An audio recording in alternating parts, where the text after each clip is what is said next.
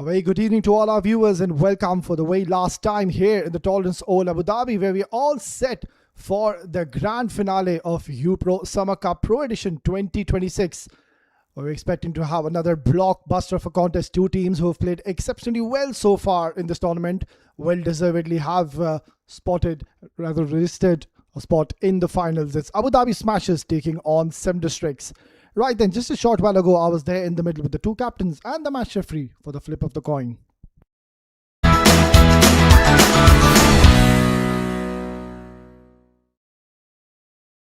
Well, the stage is and the stakes are high.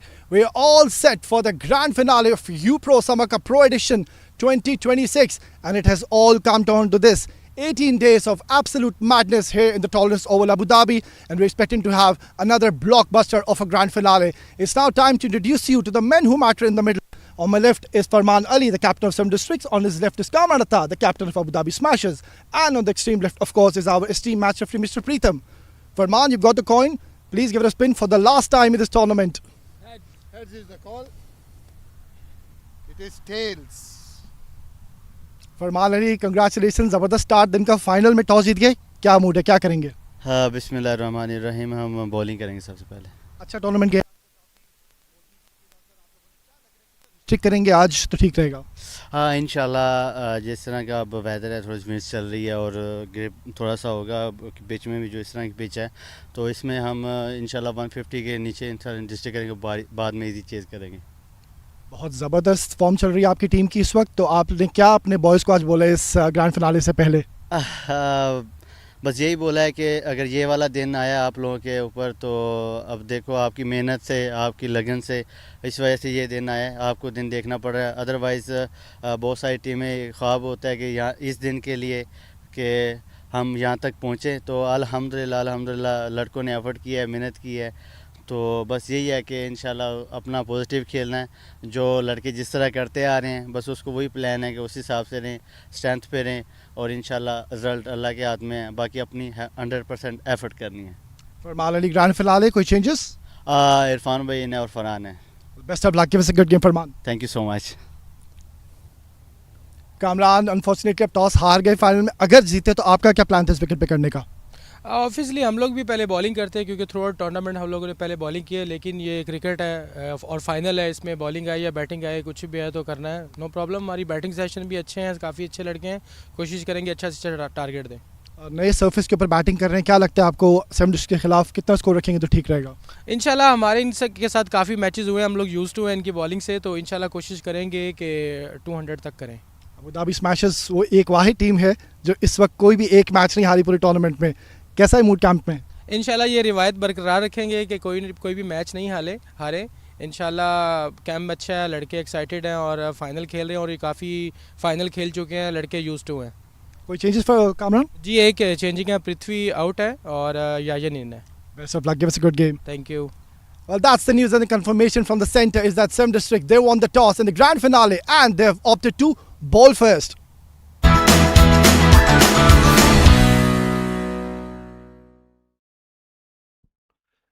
It's a really good toss to win for Farman Ali. He had absolutely no hesitations to be bowling first. Rightfully so, because we are aware that it's a new surface, a new wicket. So we're not really sure how this wicket will behave.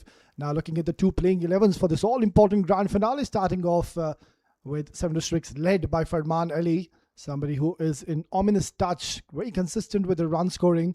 And of course, who can forget his 99 missed out with just 1 run. And then Awais Ahmed, he's been picking up wickets early with the new ball.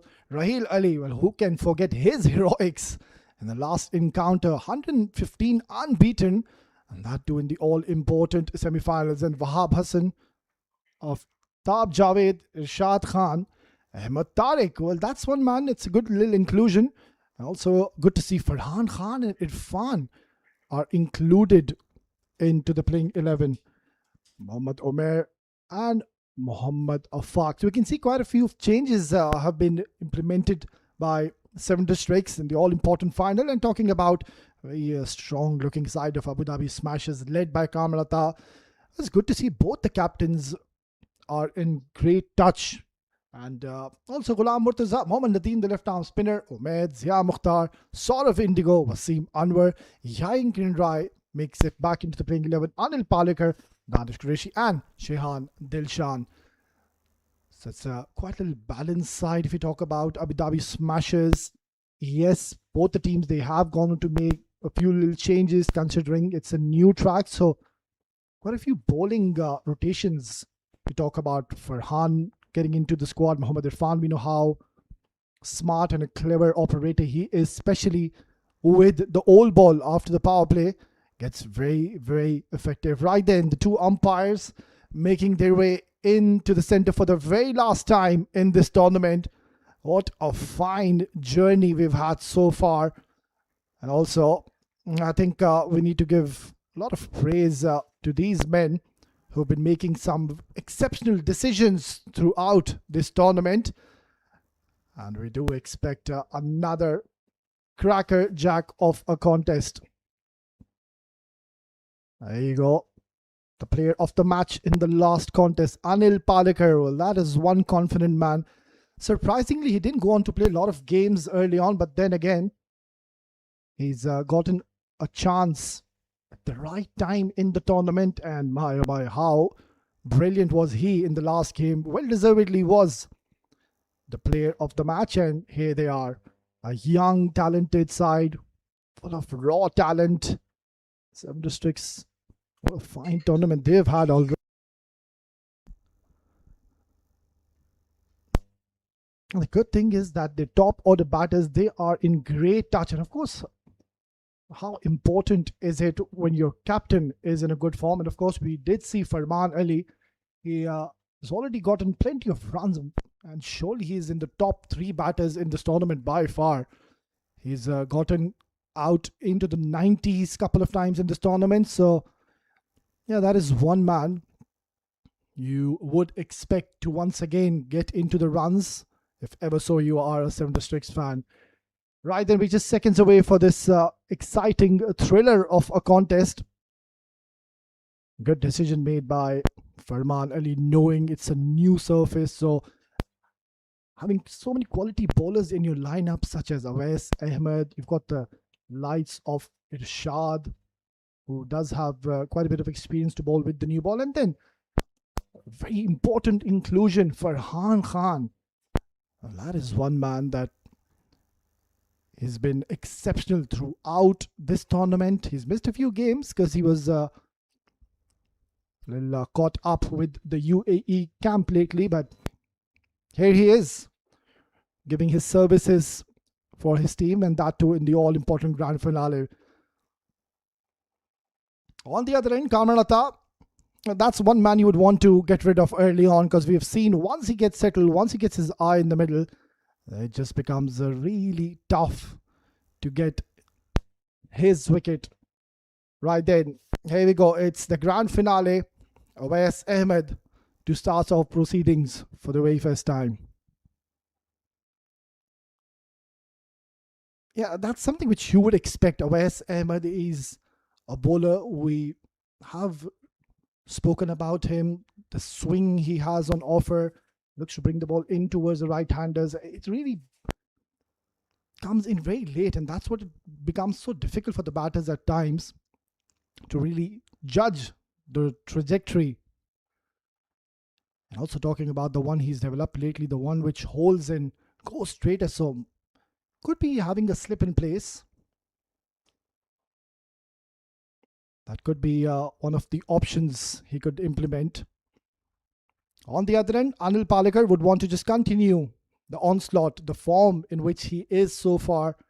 What a fine knock he played in the last game. Came out to open for his team and batted with a lot of maturity. He knew how much they were chasing. It was a very modest total that they were after. So knowing that, Anil and Kamran, they took their time. They really spent their time at the crease and adapted to the surface first. On the other end, Awais is right on the money, and Anil opens his account with a single. Having a deep square leg, And alongside a deep third man in position. So, yeah, I think that's the right field. Ahmed at times can really surprise you with one sharp bumper as well. And Kamran is someone who I don't think so he's going to hold back. If ever so, it's in his area, especially if you ball anything wider towards the offside. He's somebody who's got a very good hand-eye coordination, raised the length, picks up the length very early. This is going to be a different test altogether because of Ahmed. He's had a great run so far. Yeah, inside edge. So this is a great start so far of Ahmed, keeping things very simple. You can see he's not really trying to bowl too quick. That's something you won't expect from Ahmed. He more often than not relies on his in-swinging deliveries, and then I just mentioned the one which holds and goes straight to the keeper. That's why he's been getting a lot of outside edges. So yeah, he's really improved and worked hard lately.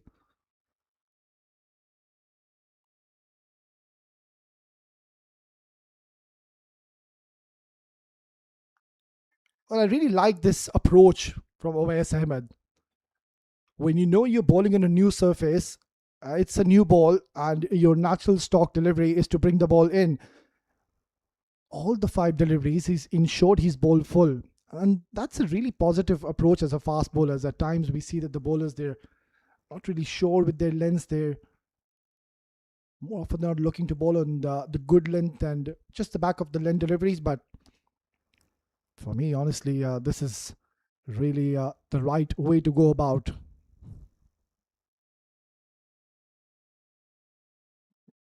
Excellent start by Owais Ahmed.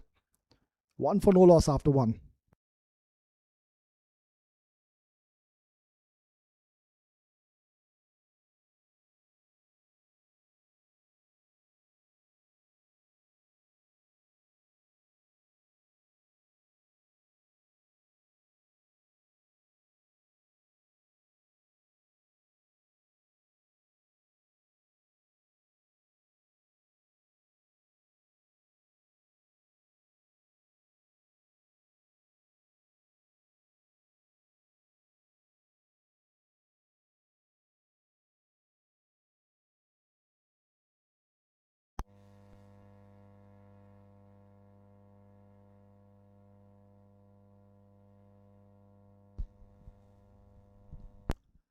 Farhan Khan, the new inclusion, of course, filling in the shoes for Rohit Khan Bangash. I'm sure they're missing his services because that man really created havoc with the new ball. He was the one who did a lot of damage on to the top order batters of GHK Properties. But yeah, if ever so you would want to have an exchange, this is the man, Farhan Khan. Another bowler who's tall, will bend his back. He will look to bowl quick, and he does get a lot of bounce in his favor, especially when he's bowling with the new ball. Well, at the moment, I really like this plot and the strategy implemented by Seven Districts. You can see that they're keeping things very simple because they know it's a new surface. So as a bowler, you do expect you're going to get some assistance and help off the surface. So all you need to do is just keep things simple, bowl in the right channels. Of course, there's hours of practice for these cricketers. I don't think so it's going to be a tough ask for them to at least bowl in the right channels, and so far I think they've been spot on.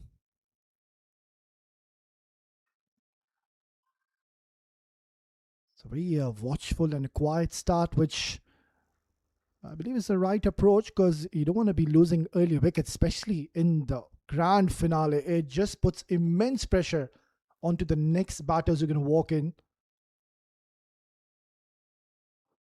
So at times you really need to give yourself a bit of time. You need to just adapt to the surface, get used to the conditions. As I did mention, of course, it's a new track.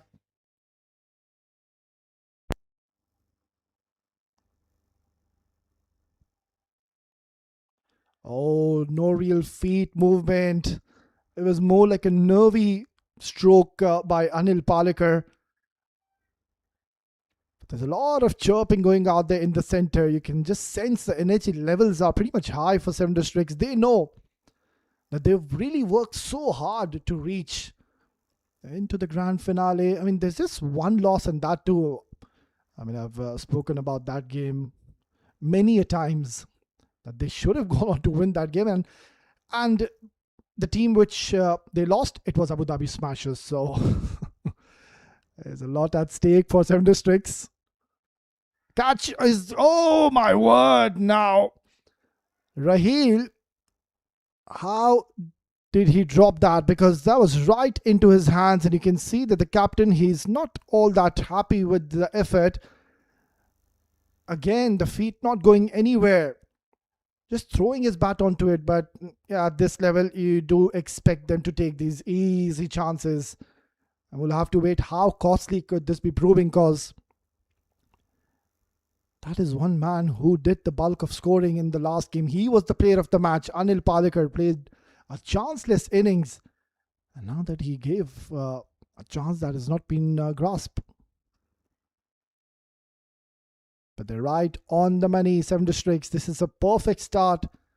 And this is exactly what they would want to do. Just carry on the momentum which they have in their favor. I think Farman Ali's led this team exceptionally well. He's made quite a few brave calls, I would say, in the semi-finals, which could have gone horribly wrong, because he once again asked a spinner to come in to bowl the last over, and that too in the semi-finals. Perfect delivery, once again jagging in towards Anil. It's a perfect start for Seven Districts. 2 gone, 4 for no loss.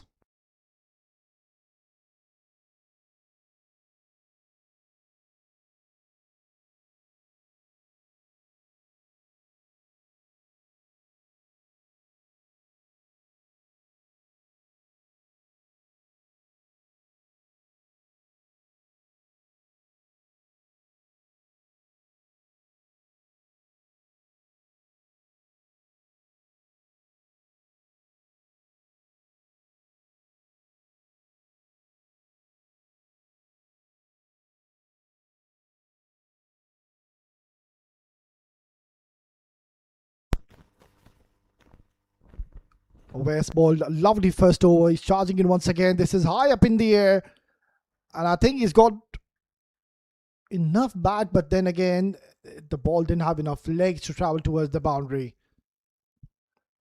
It's a nervy start, to say the least. I mean, Kamran, he hasn't faced a lot of deliveries, but you can see Anil Palekar,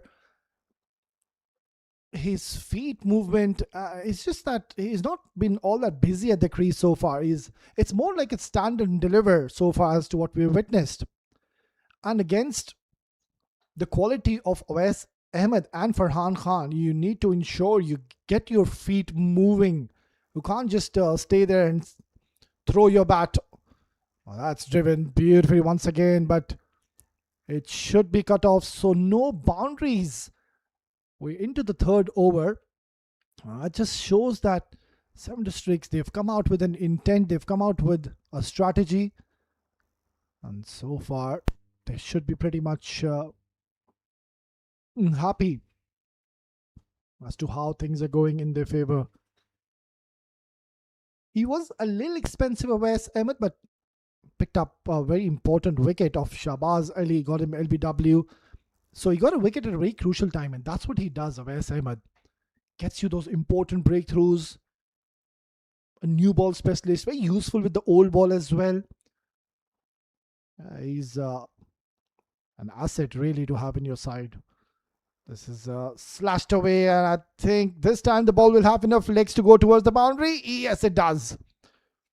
So after a nervy start, Anil Palekar finally gets one in the gap. I wouldn't say from the middle. Yeah, you can see that the bat just twisting in his hands. It's not really timed to perfection, but still, that just gives you an indication as to how quick this outfield is. And lately, we've seen the last 3 to 4 days, the good news for both the teams is that hardly has there been any dew out there. So that's something to really cherish about if you are a spinner. Short delivery, but he didn't give any pace to work with, Awais Ahmed.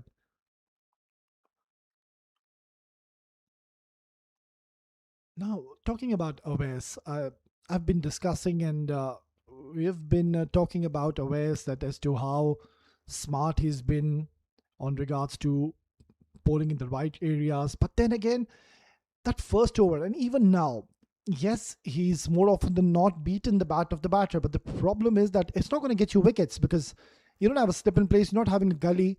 At least maybe have a slip, or the second option maybe could be you need to target the stumps. There hasn't been much of deliveries from Awais on the stumps.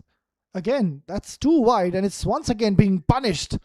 So maybe Farman Ali, the captain, can have a word with him and tell him that your job is to bowl full and straight because you have natural swing in towards the right-handers. But what he's doing, he's bowling it way outside the fourth stump channel.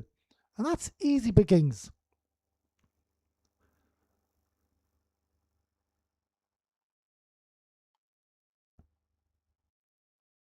So after a quiet start now, this has been a useful over, already 12 runs. We'll have to wait and see if Farman is going to continue with Awais Ahmed, or we might just see Irshad being introduced into the attack. That's what he did in the last game. Oh, he's knocked him over! What a terrific delivery, full and straight. And this is the line I was on about. You bowl full and straight, you've got that extra prodigious movement, and he's knocked the stumps. It's a big moment. Anil Palekar, the player of the match in the last game, has to depart. He will head to the dugout, and this is what they were after. It's a dejected walk for Anil Palekar after such a promising start. He did get a couple of boundaries. We'll now have to go back to the hutch. It's 16 for 1.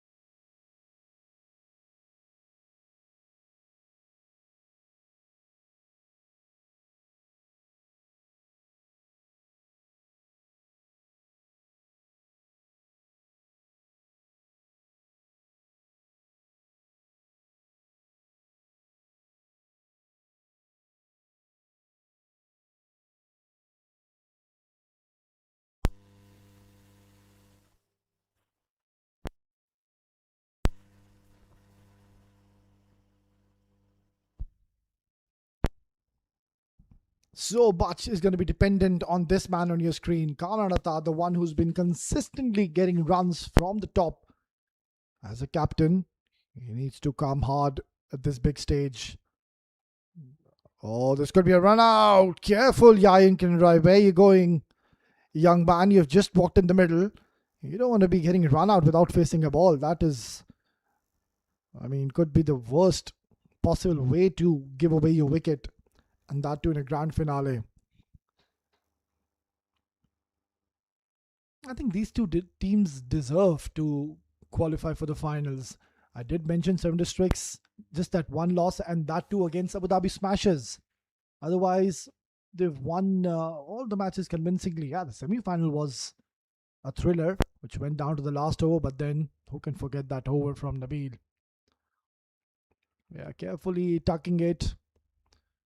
So Kamran Atta knows the value of his wicket. He knows that he's the one, if he stays at least till 15 overs, he's somebody who can get you 70, 80 runs, maybe 100. You never know, because it's his home ground, Kamran Atta.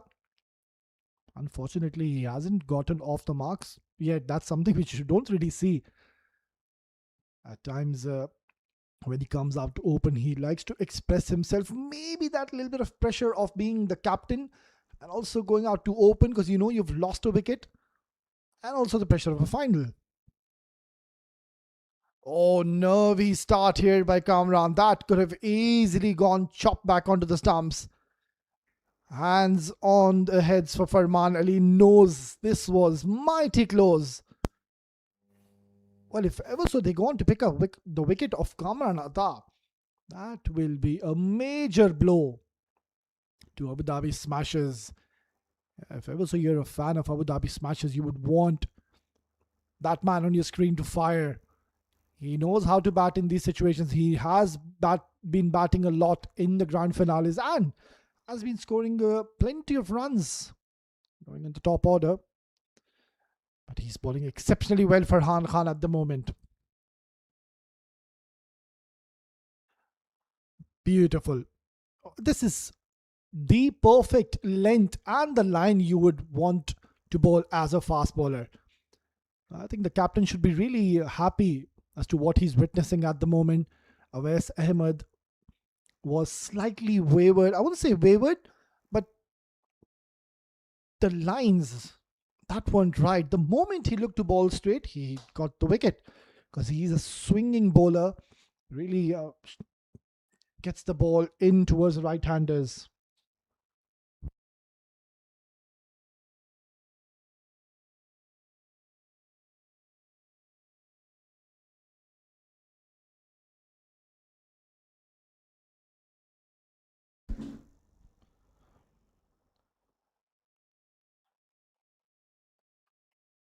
Yeah, he knows that Farhan Khan at the moment he's on song, he's bowling in the right area. So just trying to see his off over. Yeah, I just don't want to be taking any unnecessary chances against the experienced Farhan Khan. Of course, he's a senior cricketer for Seven Districts. He's been there for many years. And now here he is.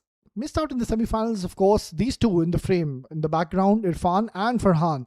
Just to let our viewers know that these two have been busy with the UAE international camp happening in Dubai.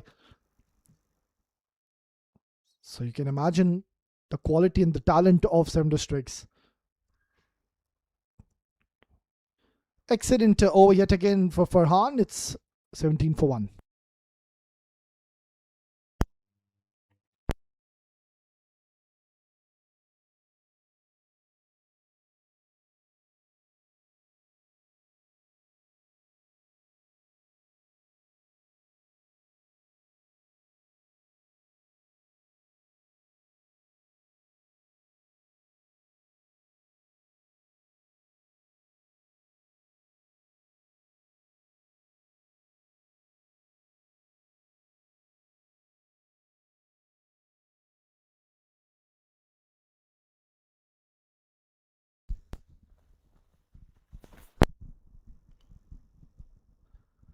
Oh, beautifully bowled. Now that's the delivery I've been on about. That he's lately developed a delivery where he pitches the ball and it just holds his line. He's not really developed the outswinger, I would say, but the one which just holds his line and goes straight up.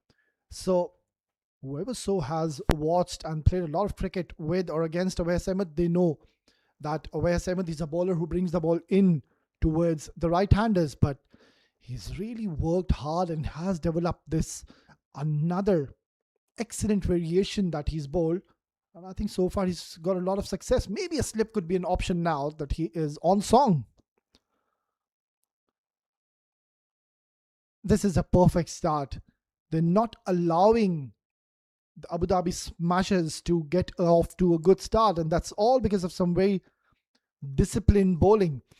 And it's not that they've been trying to do anything extraordinary or having a certain plan for a batter. They've just kept things simple. And that's exactly what you would want from your bowlers when you're aware that it's a new surface. There is a tinge of green on the surface. And we've already seen that Farhan and Awais Ahmed at times they are getting that prodigious bounce from this wicket. It's been pulled away nicely. Awais Ahmed just trying his luck, but on that occasion he's been on the shorter side and it's been nicely pumped for a boundary. Yeah, wrong line, wrong length, and it got the treatment.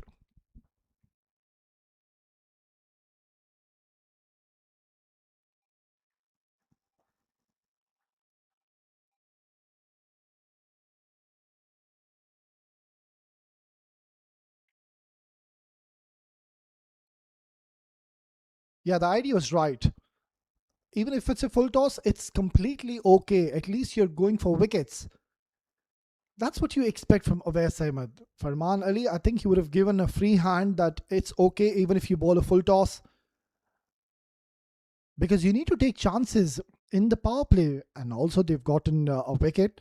So you don't really expect Kamran Athana to blast and go after you. So this is where you need to be switched on, you need to be one step ahead, and you need to go all out. It's a grand finale. You need that extra aggression from your bowlers. This is slashed away. It's nicely done by Kamran Athana. And that is again in the slot. And it eventually turned out to be a half volley, and Kamran intentionally going over the inner fielders, knowing nobody patrolling in the deep. Always a safe shot to opt. Gets a boundary. So I don't really think we're going to see another over from Awais. Just have a feeling we might see Irfan, or could maybe we see Wahab Hassan. Time will tell.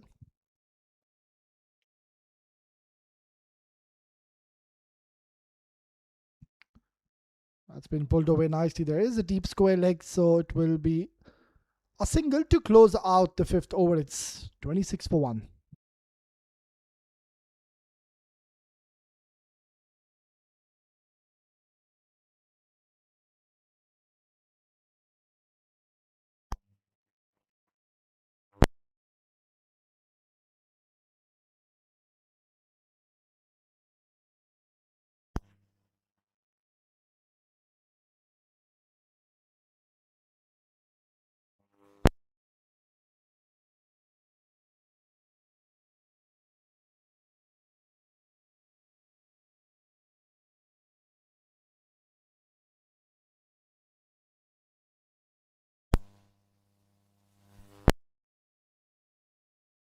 So far, some districts have gotten off to a good start. So he's getting another over for Han Khan, and rightfully so. He's given only 3 runs in a span of 2 overs. That's all because of very tight channels he's bowled so far. He hasn't really allowed the batters to free their arms, and that's all because of the perfect lengths and lines. And that's something which I keep on saying and always reminding the fast bowlers, even the youngsters listening and watching this game. Your job is to just bowl in the right areas, in that good length box. From there, if ever so the wicket is in your favor, where there's tinge of green. Nicely punched and excellent bit of fielding. This is exactly what you want. A spring in the stride in the fielding. If that's nicely saved. So yeah, I mean, as a fast bowler, what you need to do is you just get your basics right. You don't need to do anything extraordinary with the new ball. You bowl in the right channels. What's going to happen? The batter will respect the good deliveries, and he will play with a straighter bat. If he plays across the line, there's an element of risk being LBW or bowled. That's what happened. Awais picked up a wicket because that was a good delivery, and Anil opted to play across the line. There was a lot of risk involved when you're playing fast bowlers and they pitch in the right areas and you go across the line. Now that was a bit short. So what happens is that whilst you're not getting runs as a batter and you're finding it difficult to really time the ball, and there's 3 to 4 dot deliveries, you get a little fidgety and agitated because the bowler, he's so consistent with his line and lengths.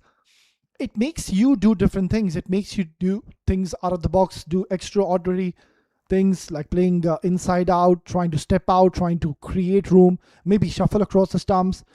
That's where you lose your wicket, because you lose patience, you lose focus.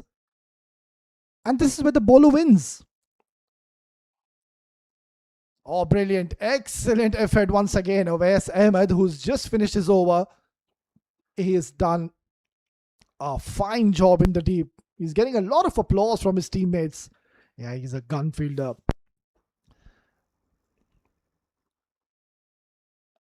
And adding to the fielding, I think for me, I've been watching a lot of games for Seven Districts. I've been calling a lot of games for the last maybe 3 to 4 years, if I can recall. And that is one department which has been the most impressive is their fielding. They're absolutely gun fielders. They're absolute live wires, these young men.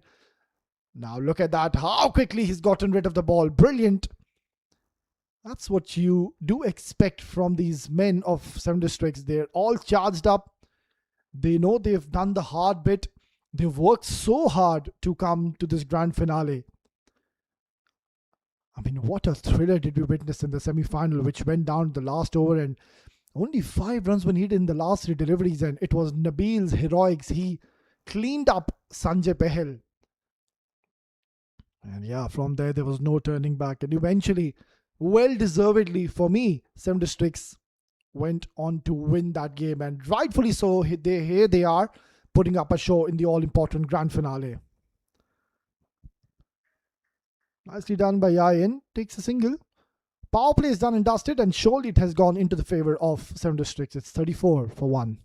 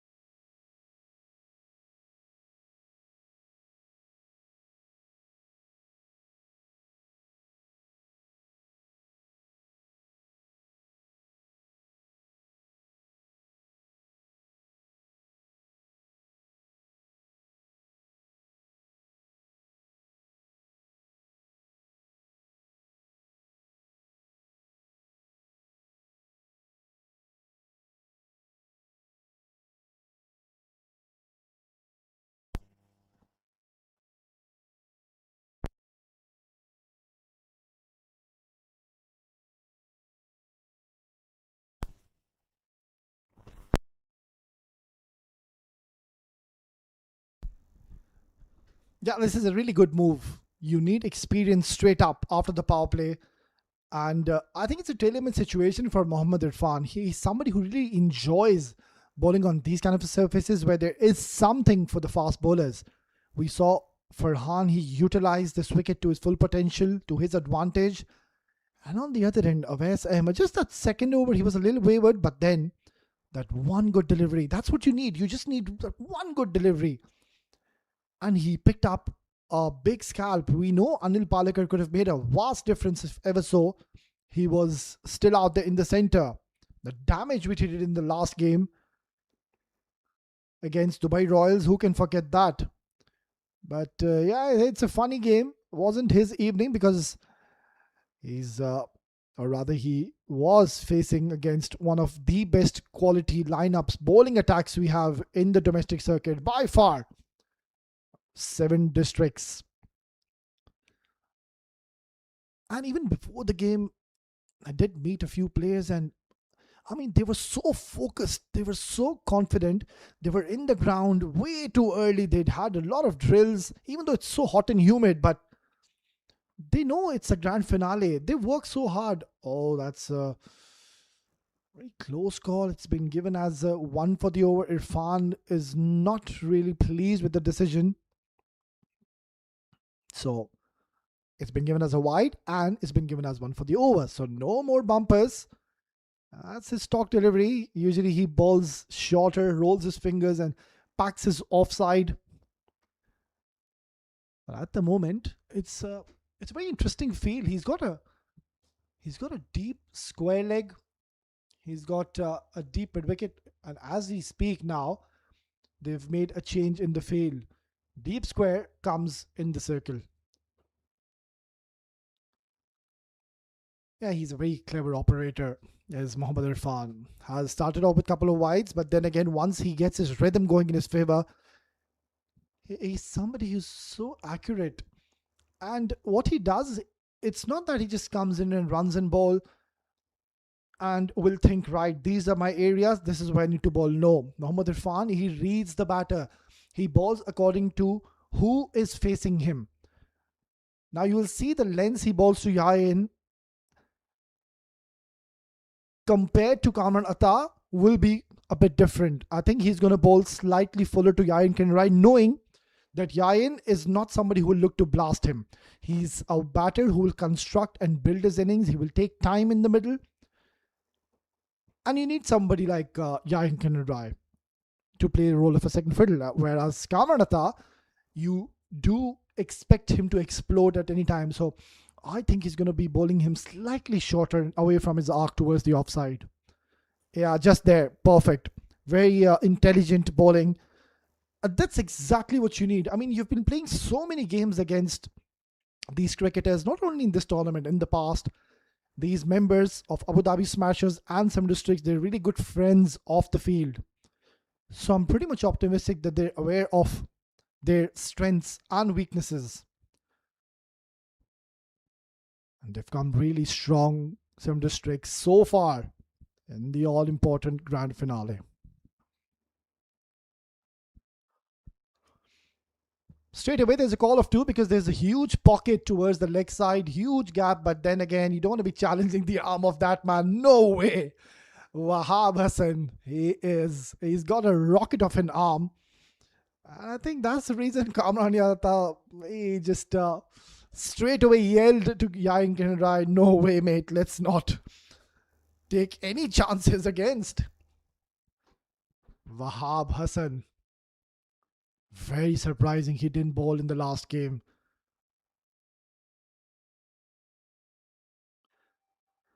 Intelligent and extremely clever is Mohammad Irfan. It's 38 for 1 after 7.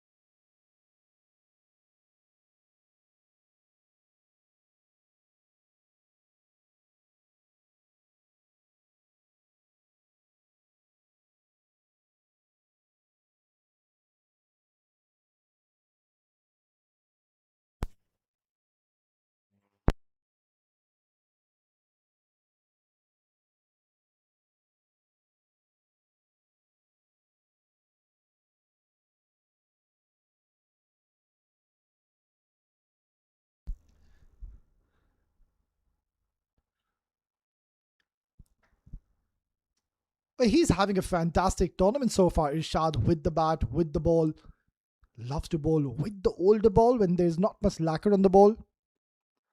Oh, that's a nice little take behind the stumps. But I think it's just ricocheted off his trousers because it's not been given. Yeah, there you go. The indication coming in from the umpire. It has come off the thigh pad.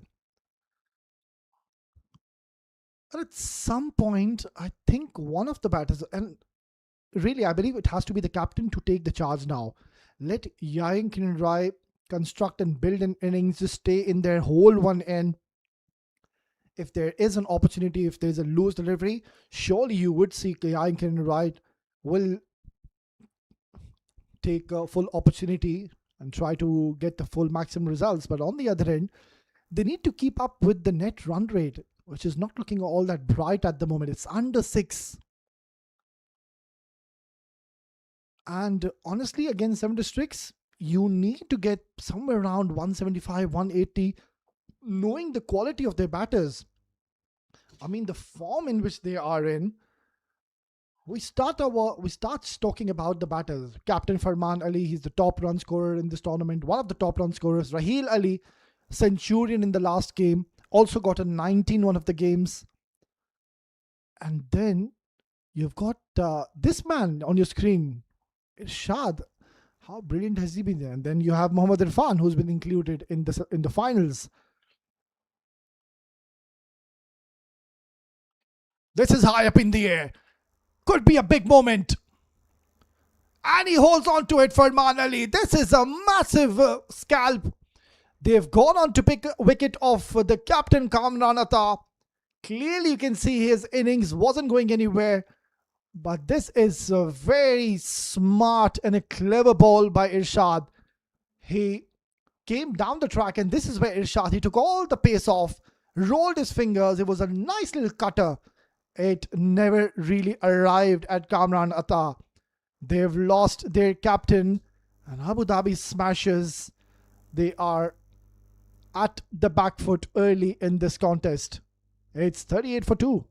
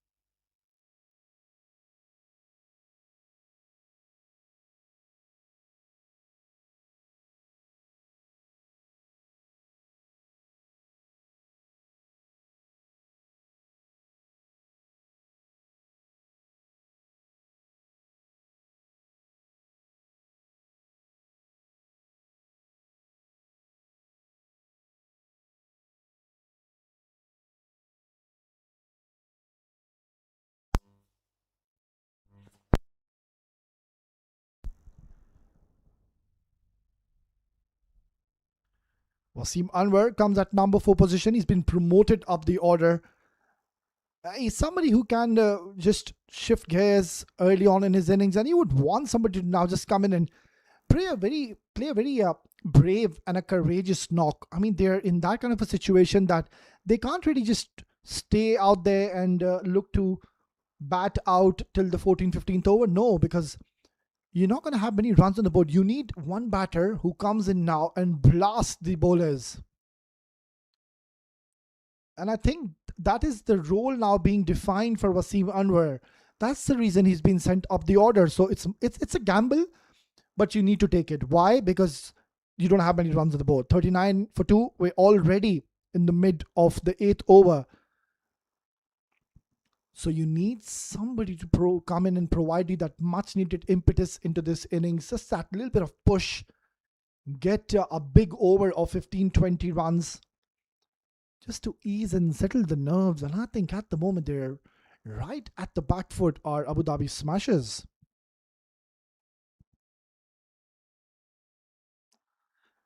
They do have some unfinished business with Abu Dhabi Smashers do 7 districts.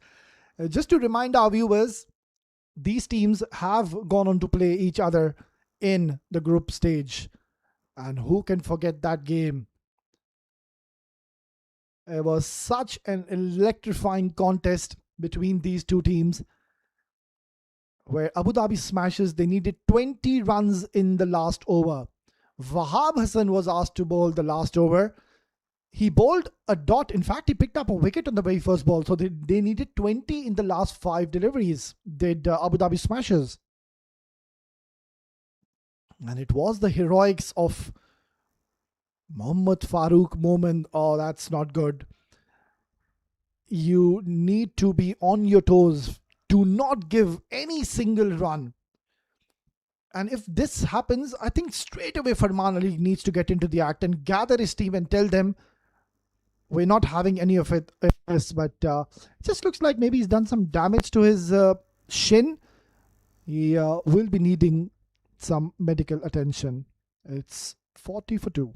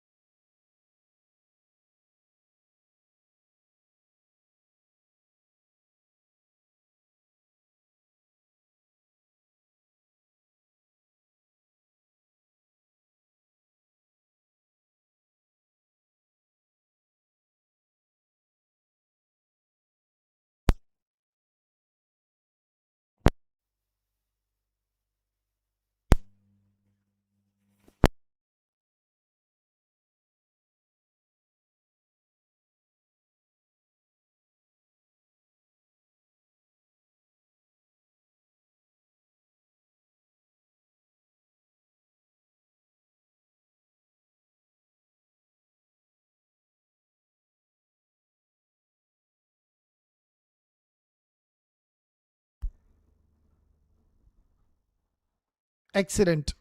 Brilliant start by Irshad Khan, yet again providing that much needed wicket for his team early in his first over. It's 40 for 2 after 8.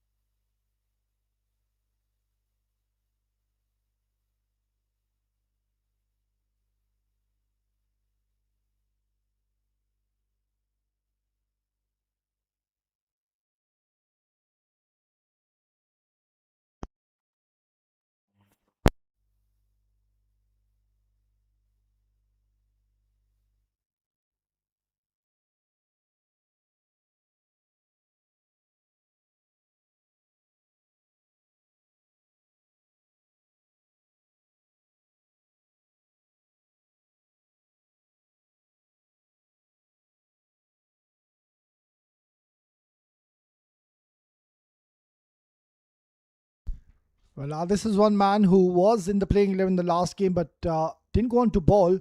He is now. This could be very interesting because Farman Ali has opted to bring Wahab Hassan where there's a left-handed batter at the crease, and surely Wasim Anwar has been sent out for a purpose, and that is to get his team a brisk, quick 30, 40, 50. That's what they need desperately at the moment. Required, I beg your pardon, the net run rate which they've achieved is below 5 runs per over. It's been hoisted towards a deep square, gets a boundary, important 4 runs. Now that is the only challenge and the question as to whether is it the right move to bring Wahab Hassan against a left-handed batter? There is an element of risk, but knowing they don't have much runs on the board, I think the batter will surely look to go aerial. And Seven Districts, they won't mind this. They would want him to play those big shots. Just like that, because that gives you a chance to get a wicket. Very clever comeback delivery. You could see that he bowled slightly shorter and also took the pace off the ball. Wahab Hassan, another very experienced campaigner for Seven Districts. He knows how to be bowling under these situations on these surfaces against the left-handers. Very sensible bowler. Yeah, I really like this. He's really brave, Wahab Hassan now. When you know a left-hander batter is on strike, he's going after you. Look at the length he's opted to bowl.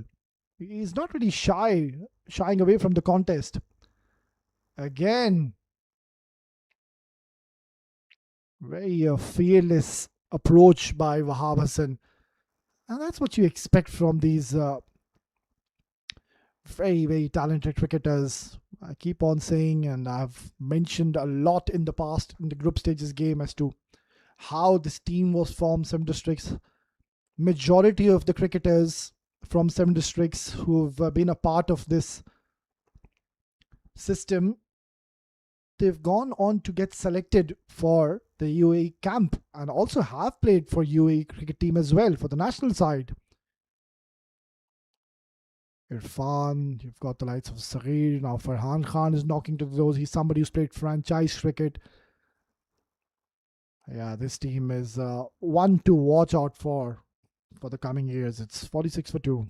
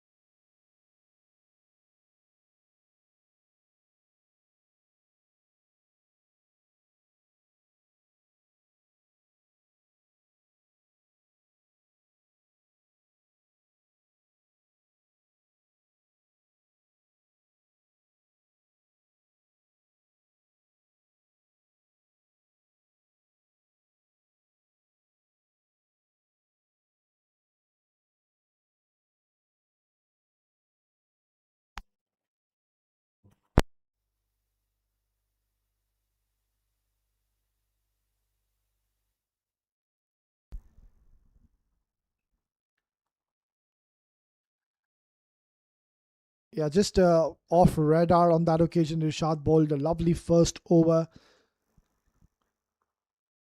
And it's not that you would want to take names that this is one man you need to highlight who's done exceptionally well in this tournament. No, all of the cricketers, every single member in this team has went on to contribute for their team in this tournament. Irshad Khan, he's been so special every time he's been sent up the order. Who can forget his quick, I think he scored 18, 20 runs, but those were very useful quick runs for his team.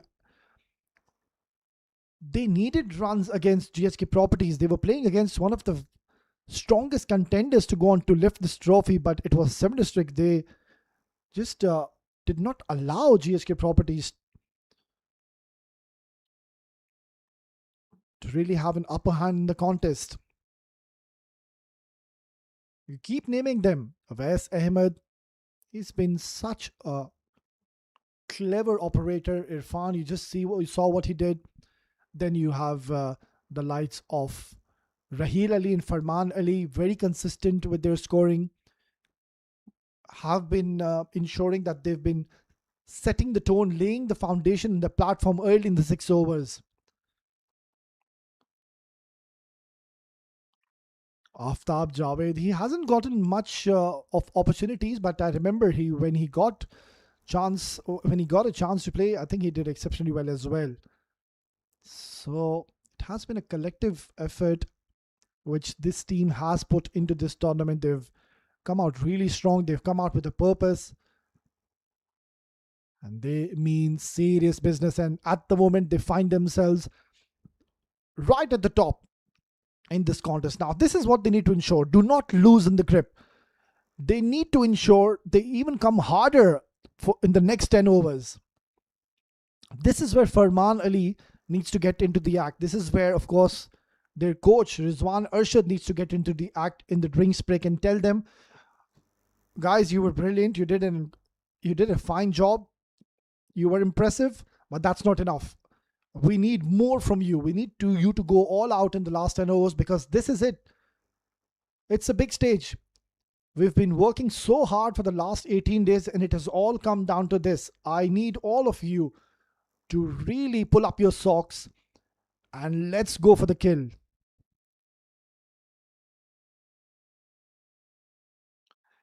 Yeah, clear intentions. The role has been defined, but then again, this is where all praises to these bowlers of 7 district. They're not allowing Wasim Anwar to free their arm because of the change in the pace. The variations have come into play. Such clever operators. And Irshad Khan, mind you, he's somebody who's not really gotten many chances. I mean, I remember he used to be benched because they had so many options, and the bowlers they were doing a fine job. But this man is worked so hard behind the scenes on regards to his batting, his fielding, and you can see how beautifully he's bowling at the moment. And rightfully so, he's bowling at this stage against Abu Dhabi Smashes in the all-important grand finale. That itself speaks volumes for this man as to how much effort he's put. I really love his confidence, his attitude towards the game. Very positive, very mature in this young age. Irshad, he's tall, bends his back, gives his 100%. This is what you want. Even if you go for runs, that's completely okay. It's a part of game. It's cricket. It can happen at times. It's not your day. But the effort which he puts in and runs in hard every single delivery, that is something to really cherish and admire about the man steaming in. Nicely done. Beautiful delivery once again. Excellent spell so far by Irshad. We're halfway through in the first innings, and the players will head for a much needed drinks break. 51 for 2.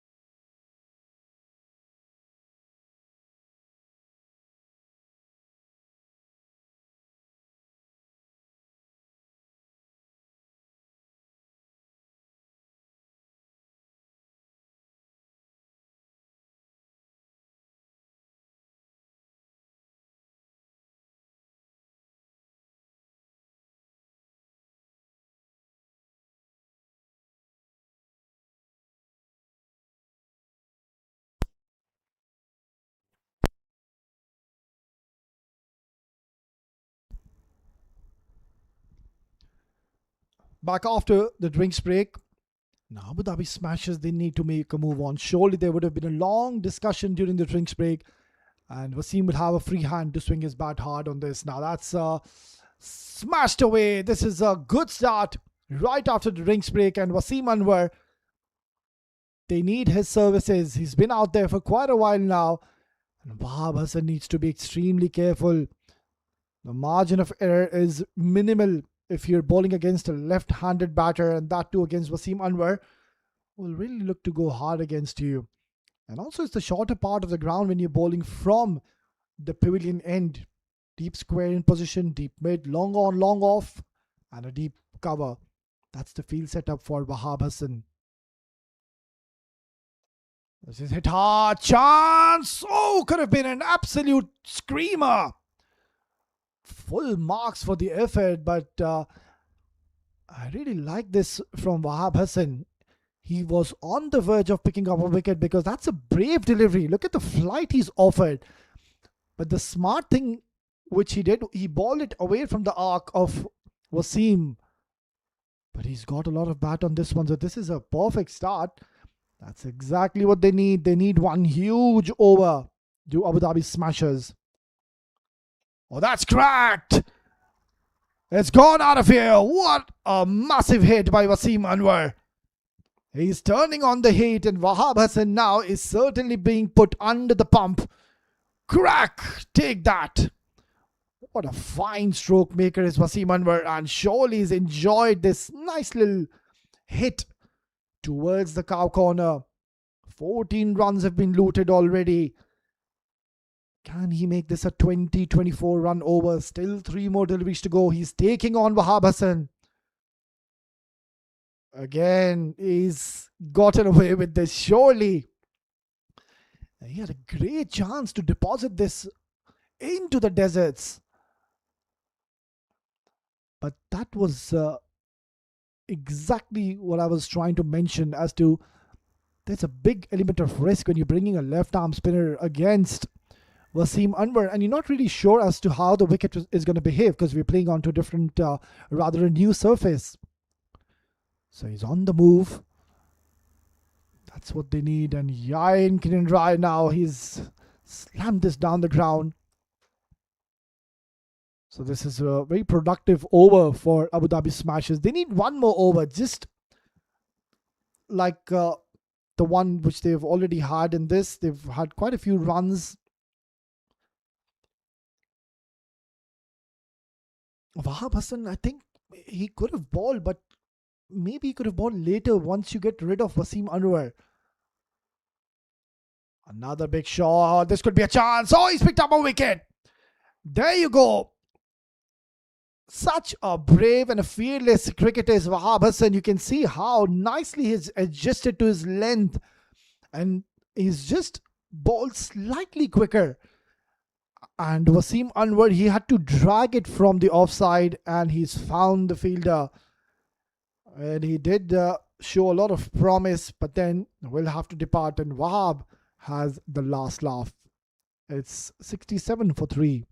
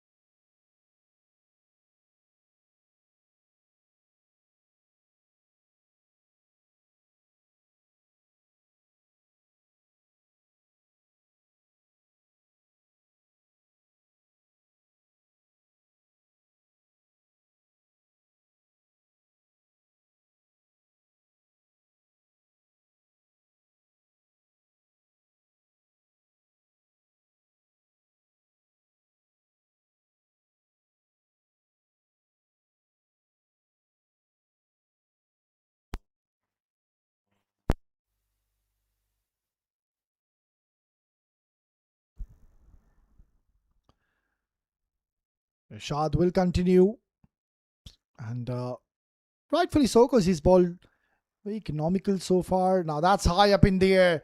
Is this going to be a chance? In fact, it is.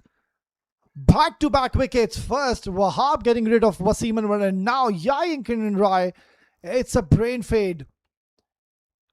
I don't think so. This was required by Yai, and he could have just farmed the strike and ensure, rather, just given the strike to Mohammad Nadeem. In fact, he's taken the charge, playing against his natural gameplay, and he's thrown away his wicket. They are struggling here. Abu Dhabi smashes 67 for 4.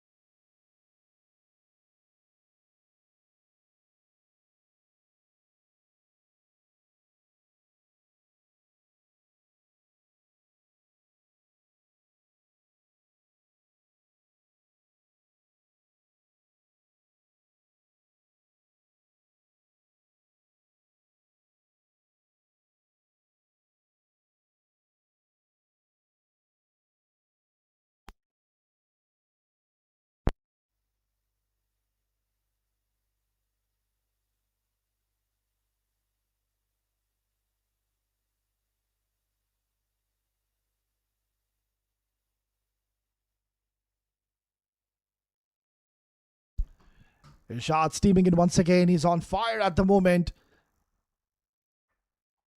Come up the man. It's Irshad Khan once again delivering for his team. And that's the reason I was praising this young man when he was operating in his second over. Because this is what he has to offer. Every time he will come in these big stages and put in all that effort, he does give his 100%. And yet again, you can see what he's done. This is 7 runs, 2 important wickets. And he's been right on the money, keeping things simple, straight, and just varying his pace ever so slightly. Apesh gets only a single. Now, this is going to be a test for Saurav and Nadeem. Talking about their gameplays, Saurav is somebody who will look to play along the carpet. He's somebody who will give time, will look to adapt to these conditions. As I did mention, we're playing on a new surface. Not a single game has been played on this wicket. This has been specially prepared for the all-important grand finale. And so far, the benefits and advantages have been picked up from 7 districts of the surface.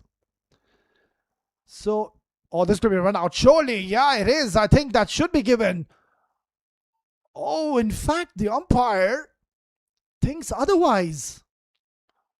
Well, by the naked eye, it looked mighty close. Maybe they want to have a recheck on this. What a brilliant one-handed pick-up and throw. Oh, yeah. Well, what do I have to say? Has he gotten lucky? Because clearly he was struggling.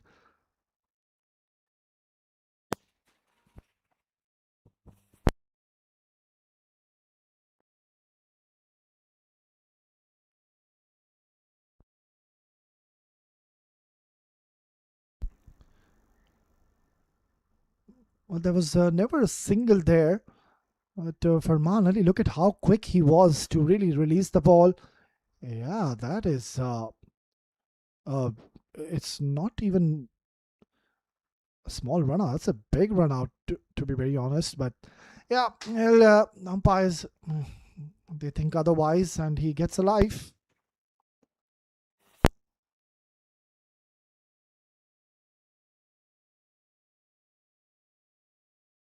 Nicely done. Such a smart operator is Irshad. He really enjoys his outing. He comes into ball with the old ball, and usually he's also been introduced with the new ball, because at times when the bowlers, the fast bowlers, they're not really getting the rhythm in their favor. We've seen Irshad, because he's somebody you can really close your eyes and trust and bring him into the attack early. And in the group stages games, I've seen Irshad Khan bowling with the new ball. And even with the new ball, he's very, very effective. Running in once again, last delivery.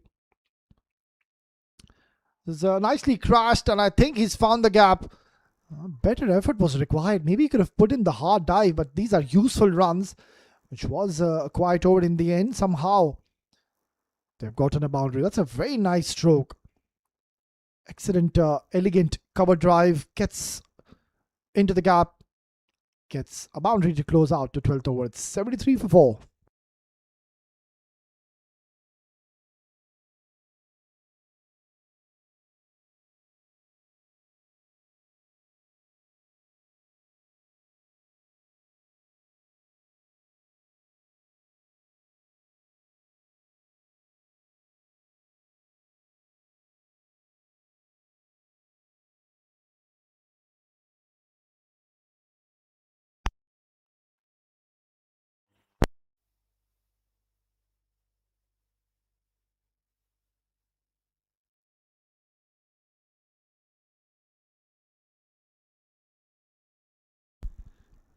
Yeah, it's not going to get any tougher from this stage because now you need to face the likes of Mohammad Irfan. Another quality all-rounder, of course, has gone on to play for the UAE international team as well. And lately he's missed a few games because I did mention he's been busy with the UAE international camp.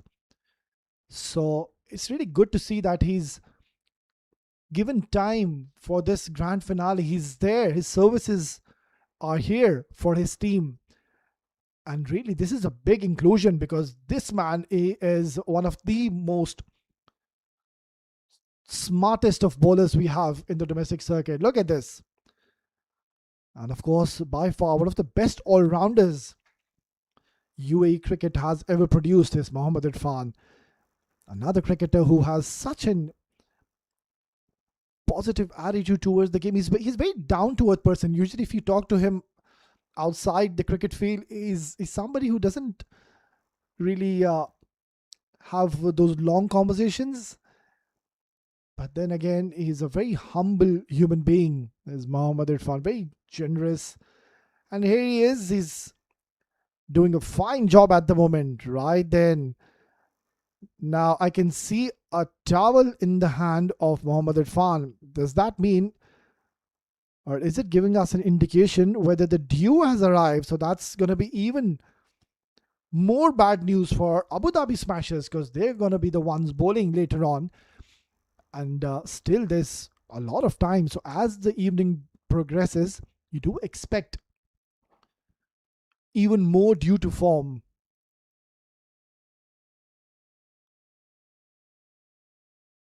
Now, this is the challenge for Mohammad Nadeem. He's somebody who really likes pace on the ball. It's his home ground. As I did mention, Abu Dhabi Smashers are a team who have majority of the cricketers who reside here in this city in Abu Dhabi.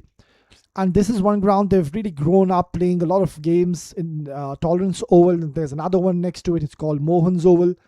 So they know these wickets inside out. Well, that's one added advantage for these cricketers of Abu Dhabi Smashers. And he has smashed this hard, but straight to the fielder. 7 Districts should believe they should now ensure they don't allow Abu Dhabi Smasher to surpass 150. They are one team who are full of surprises. They will just come out of nowhere and really surprise and shock the opponents. And you don't want any surprises and shock in the grand finale. Now that's been slapped away nicely towards the extra cover. But no boundary yet again. Another quiet over by 7 Districts. It's 78 for 4.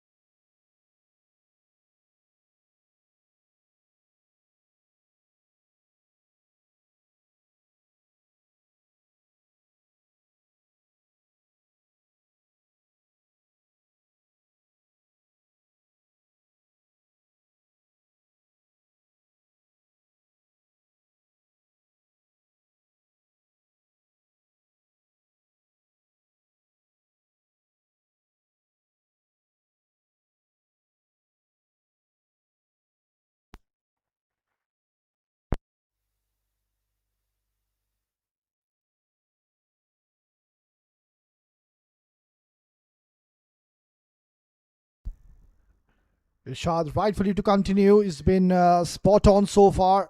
Now this is high up in the air. This could be another wicket going down. And again, Farman Ali makes no mistake behind the stumps. That was miles up in the air. Look at that yet again. Such a clever operator is Irshad.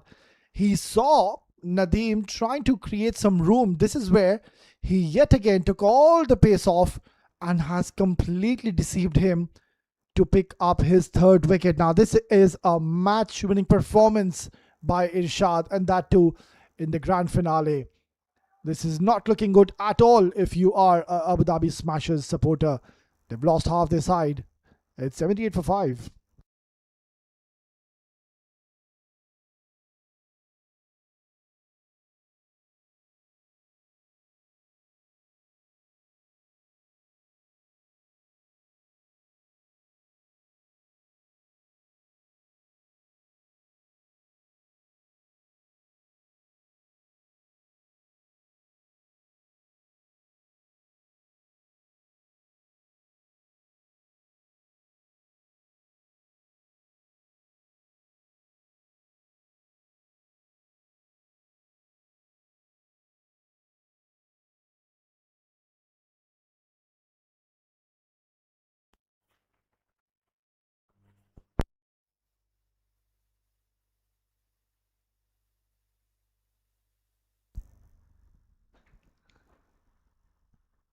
Oh, what a fine spell he's bowling.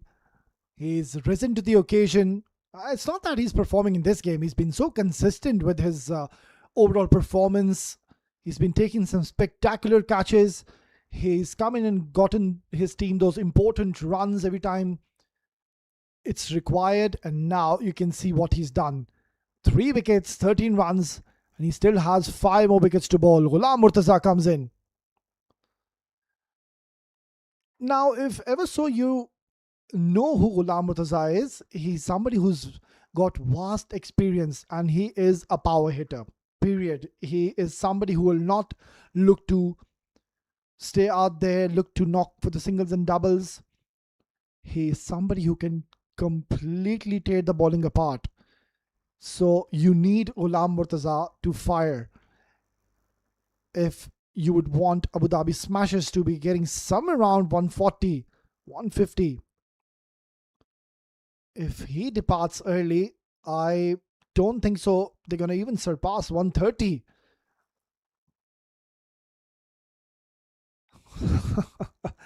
And, really enjoying this spell by Irshad Khan.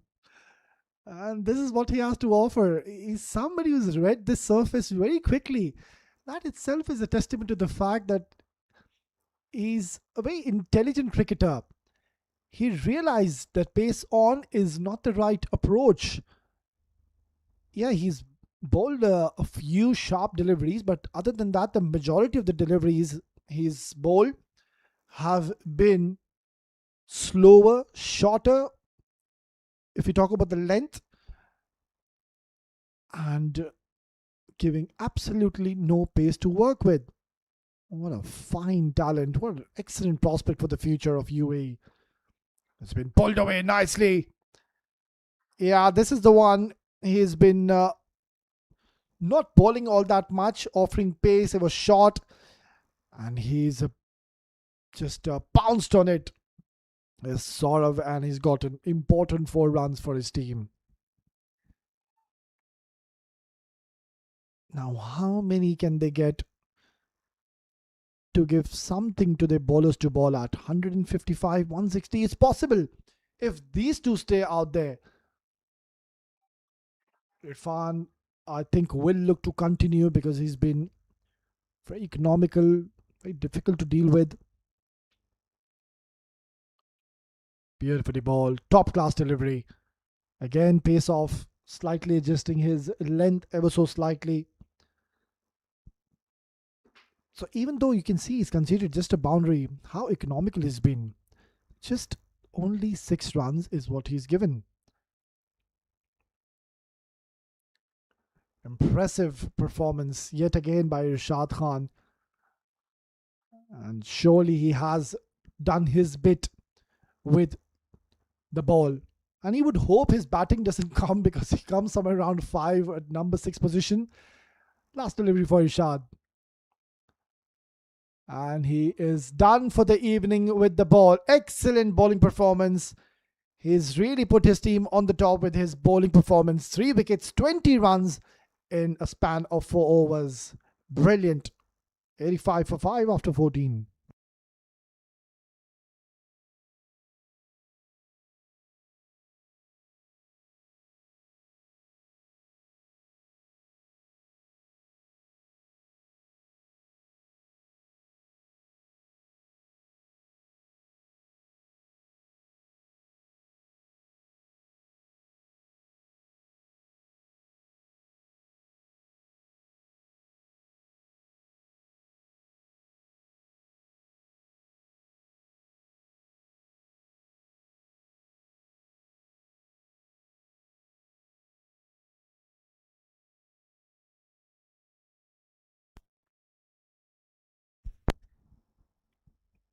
I think this is really good captaincy by Farman.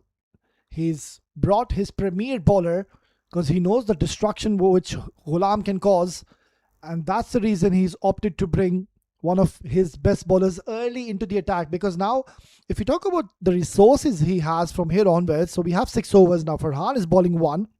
It's his last over. He's going to be done and dusted. Now, what are the options he has? There's 1 over from Awais Ahmed, and then there's 2 from Irfan. So make that 3. You got 2 overs. Wahab Hassan is ball 2. So I think it will be Wahab Hassan. But this is really great thinking. He's 1 step ahead in the game for Man Ali. He's not thinking about what's going to happen in the end. He's thinking as to what's going to happen right now. He's understanding the game situation. And this is where I think the game awareness comes into play. And surely he's switched on. I really love to see what's going on out there. 7 districts, I think so far they've been spot on. They're fielding. They haven't dropped a catch. Yes, in the start, I think Raheel Ali, that was a chance which he missed out, but no real damage done because they eventually did go on to pick up Anil Palekar early. So that's the aggressive mindset and the positive attitude you need from your captain. And Farman is doing a brilliant job. He's got Farhan into the attack, and look at what he's done. Now this is exceptional cricket we're witnessing from 7 districts. Everything what they're doing in this grand finale has proven to be right. There was a bit of a fumble, but he did well in the second attempt, so they've picked up another wicket. And this is a sorry looking scorecard if ever so you are an Abu Dhabi Smashers fan supporter. It's another wicket which has gone down and not much batting left. It's 86 for 6.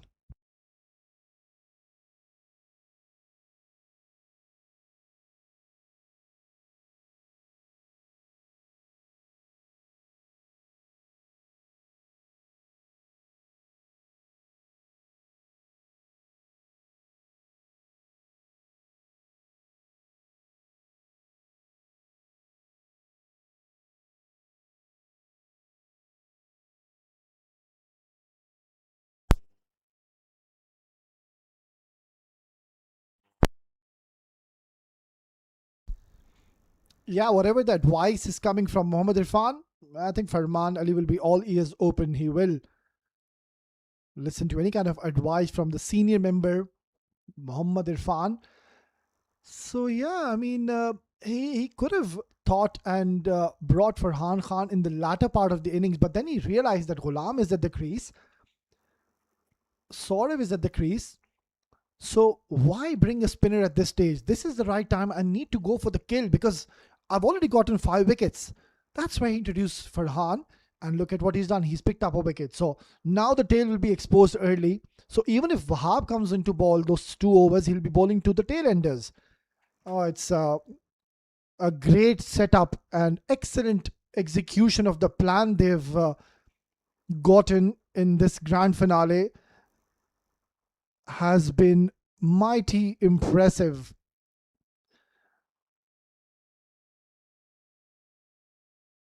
Farhan Khan His figure has been quite impressive. He's gone on to pick up a wicket, and that too in a stage where the batters will look to go hard against you. How important was the toss this evening? Because it was a new surface, and all the fast bowlers, they were out there, they were having a look at the wicket, and they did see there is plenty to offer. Oh, that's very close. Could have easily castled Ghulam Murtaza, and he was beaten by pace because that was a quick, fiery delivery right onto the line of the stumps. Yeah, hats off so far, 7 districts. They're all over Abu Dhabi Smashers. They need Ghulam Murtaza to fire. The only problem has been Ghulam hasn't played all that much. I mean, he's been into the playing 11, but the only issue is he's not gotten much chances because it has been their top order batters who've done the job for their batting. Another bowler who's risen to the occasion is Farhan. 14 runs, 1 wicket, 4 overs. It's 88 for 6.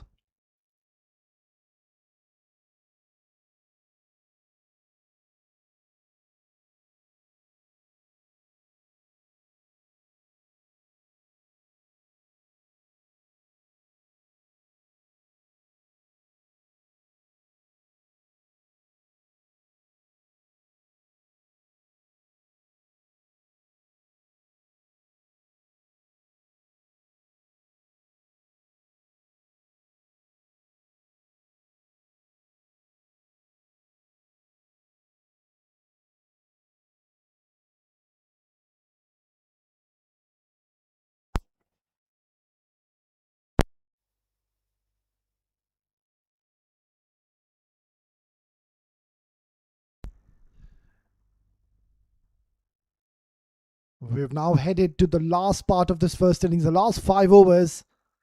Oh, that's been absolutely hit hard down the ground, and I think he's gotten a maximum. But that was struck with some severe force and power by Ghulam. Yeah, you need his services. You need this man to fire. What a fine stroke this was. Straight as an arrow. Gets important 6 runs for his team.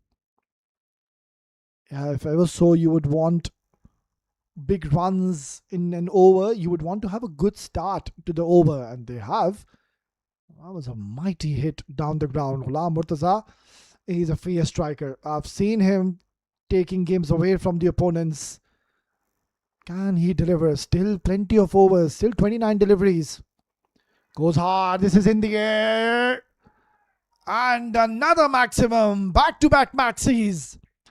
He's getting a lot of applause and a standing ovation from his teammates because they know these are so important runs. And he's turning on the heat. He's taking the charge against Irfan, who's been so impressive. But every time he's gone with pace on, he's got the full treatment. Now he's got full range of shots here. Ghulam Murtaza, he's a dangerous cricketer. 100 comes up. It is that man who can take his team to 150, 160, and then I think surely we'll have a game on, considering Abu Dhabi Smashers, they've got some quality bowlers in their lineup. Already couple of huge maximums. He's looking dangerous. Ghulam Murtaza, pressure on Irfan. It's high up in the air. And again, the result is the same. 3 back-to-back maxis now. Take a bow, Ghulam Murtaza. He's an unstoppable force. And he's certainly providing his team the much needed runs which they need at this stage because they were struggling. Boundaries and sixes were difficult to come by, but come up the hour, come up the man. Ghulam Murtaza is the name. I did mention he's a dangerous batter. And he has taken Irfan to cleaners. Mohammad Irfan, he needs to bowl shorter, slower. You're giving a lot of room to Ghulam Murtaza to free his arms now. As we speak, they're making a change in the field. Third man comes in. And they've dropped the square leg back. You do expect a short delivery. Crack! Take that! 4 and 4. My oh my, unbelievable hitting. Absolute carnage here in the 16th over, and Ghulam Murtaza is turned on the heat in the grand finale. Unstoppable force, a destructive machine, and he certainly now brought his team back into this contest. They were down and out. 24 runs looted.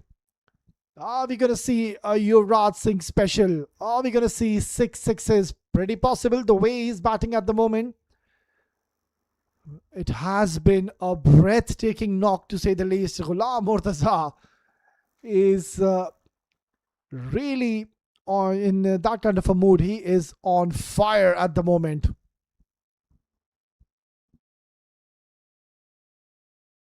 Nicely done.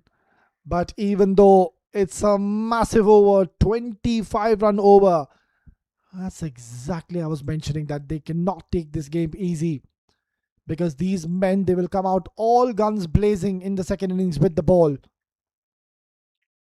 And if ever so they achieve 160 or anything beyond 160, I can assure you we will have a game in our hands. We've seen in the grand finales, it's never easy to chase anything beyond 50. That's, as per my experience, there's always pressure. And I think Shehan, he could have just smashed this ball, because there was the last delivery. He's rather taken a single to retain strike. Very expensive over comes to the end. It's 114 for 6.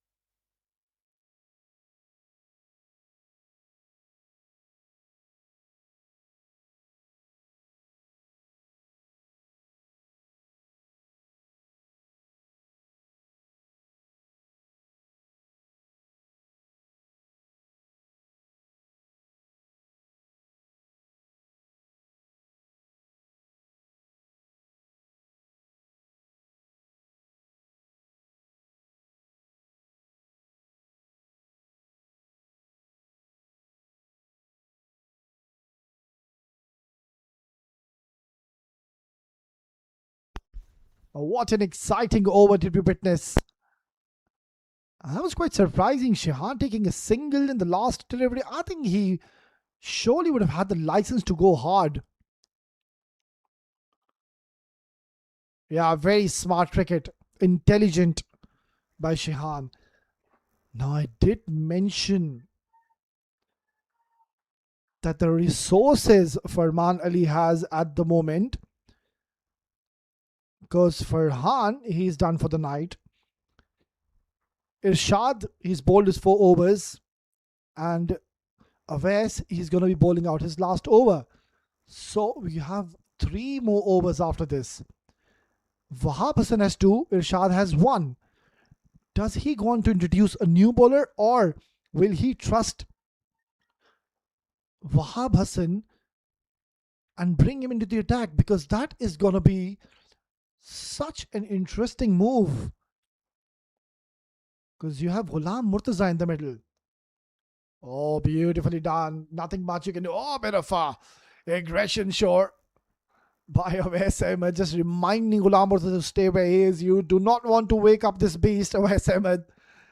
I know you've had a decent outing, but Ghulam Murtaza, also known as his nickname Wattu here in Abu Dhabi, he's a very famous character here in this region. And he's been around the domestic circuit for many years. And he's certainly turning on the heat. Flicked away very nicely. There is protection. They should come back for the second. Now this is going to be close. Excellent running. And that's not something which you see, that Ghulam Murtaza sprinting back to the striker's end, because he's not somebody who's the quickest between the wickets. Shehan Dilshan, it was very comfortable for him, but Ghulam Murtaza, the way he sprinted back, it just shows he's here for some serious task, because he knows it's the grand finale. He knows it is him who can take his team to 160, 165. Flicked away nicely. Should be a single now. Last two deliveries. Clearly, Ghulam Murtaza should be now telling to his partner Shehan, go for it. We trust you. We know you too can pack a punch. And these are your two deliveries where I would want you to just throw the kitchen sink. I just try to smash the bowler out of the park. However, so slightly, they have made a little comeback in this contest, because at one stage it looked like they're not even going to reach 130, 140. Projected score states 142. I don't think so. If Ghulam Murtaza stays in the middle, they should be eyeing to surpass even 160 from this stage, because we're not sure who's going to be bowling those 2 overs. Yeah, brilliant. Excellent delivery by Awais Ahmed, another fast bowler who's had a great outing. So is it going to be Irshad bowling the next over? Or is it going to be Wahab to bowl the 18th over? Then you have Irshad the 19th over, the penultimate, and then Wahab the last over? Time will tell. Again, Farman, he's gotten himself into a bit of a dilemma. That's what we did see even in the semi-finals, where he ran out of options way too early. But the only problem is that because Irfan has gone for plenty, does he trust him? Another very good delivery. Yeah, we'll continue the conversation after this over. It's 118 for 6.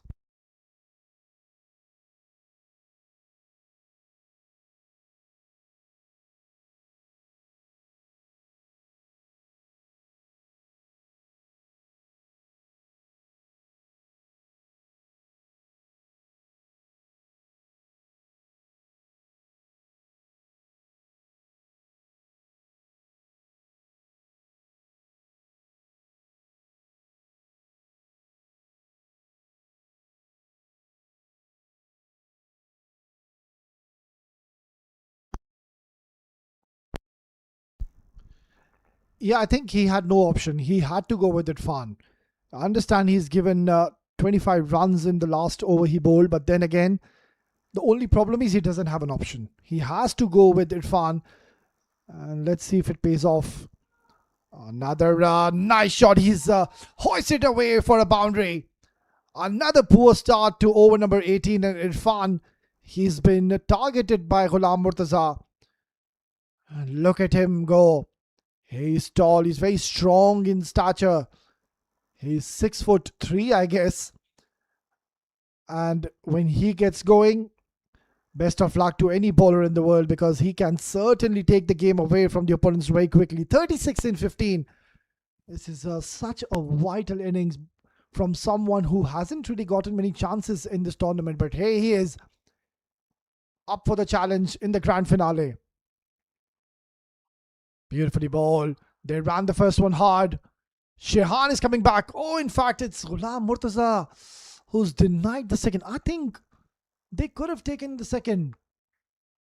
He's rather just exposed Shehan Dilshan on strike early. This is good to see now. He's gone on to the youngster. And I think the instruction will be, go for it. I have faith in you. I trust you. And I know how handy a batter you are. You're a quality batter. And you can do it, mate. Try to smash it out of the park. He does so, but the only challenge is you're facing against an experienced bowler, Mohammad Irfan. He knows how to bowl in these circumstances. And again, Ghulam Murtaza has gone down to Shehan. I don't really think he's going to ask him to take a single, because just the last two deliveries remaining. Maybe just a few words of wisdom just to back him, give him all that needed psychological support. This is a good little comeback by Irfan, getting Ghulam Murtaza off strike early. Yeah, so he's asked him to take a single. So 2 deliveries for Ghulam Murtaza.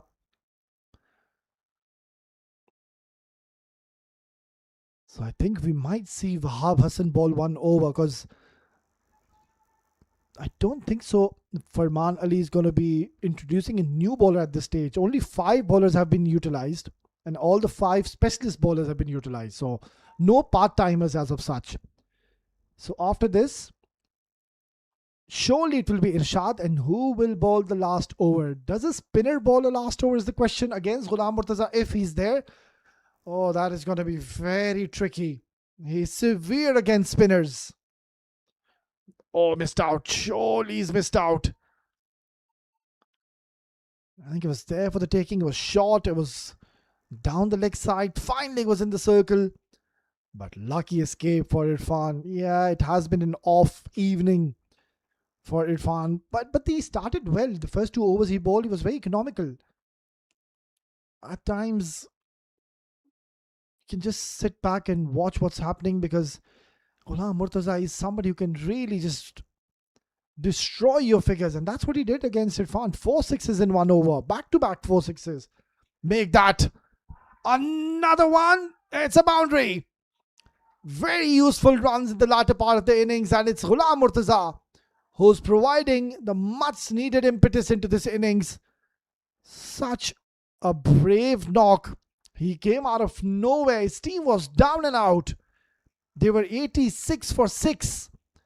They now find themselves at 129 for 6. Shows that how important this knock was from Ghulam Murtaza.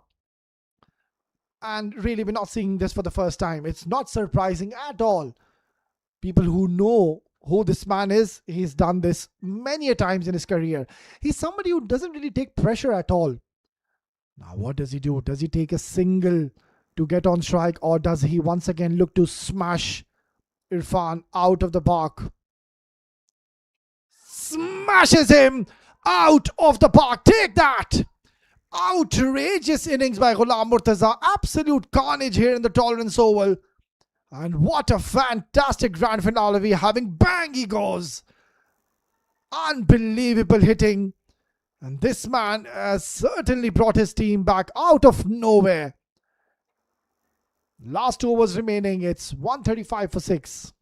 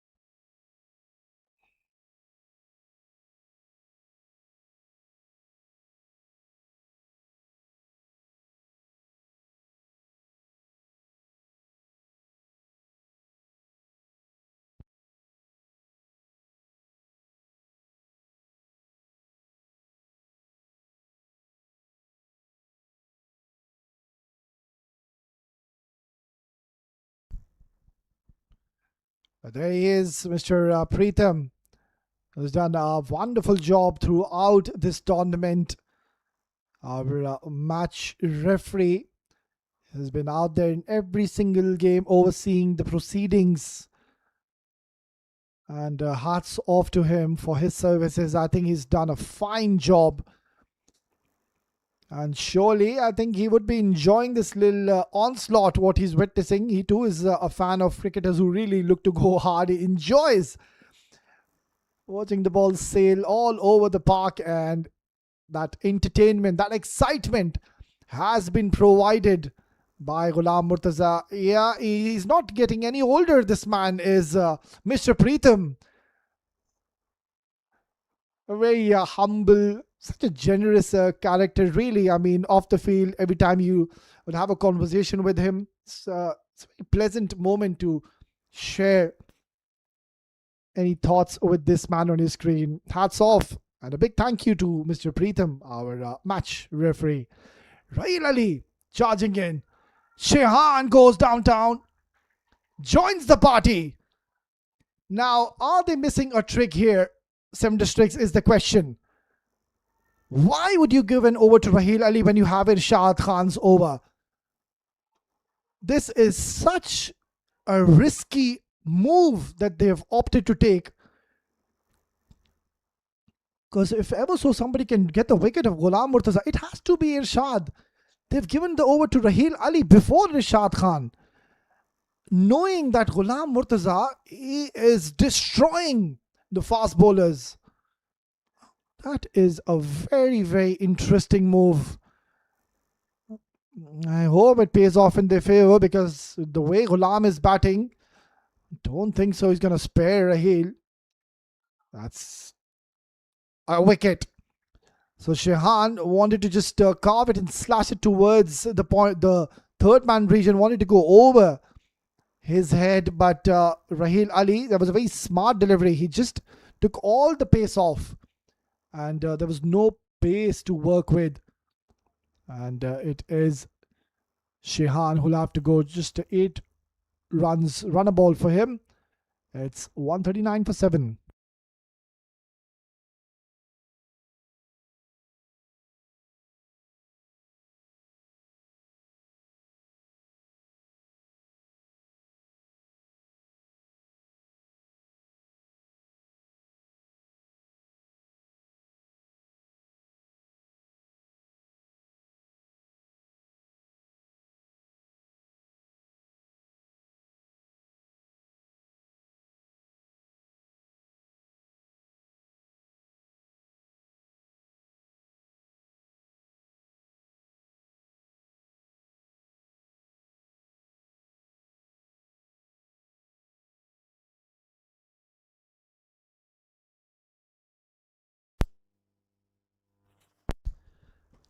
I think Danish Qureshi needs to be just smart here, and surely the message will be loud and clear from the man standing at the non-striker's end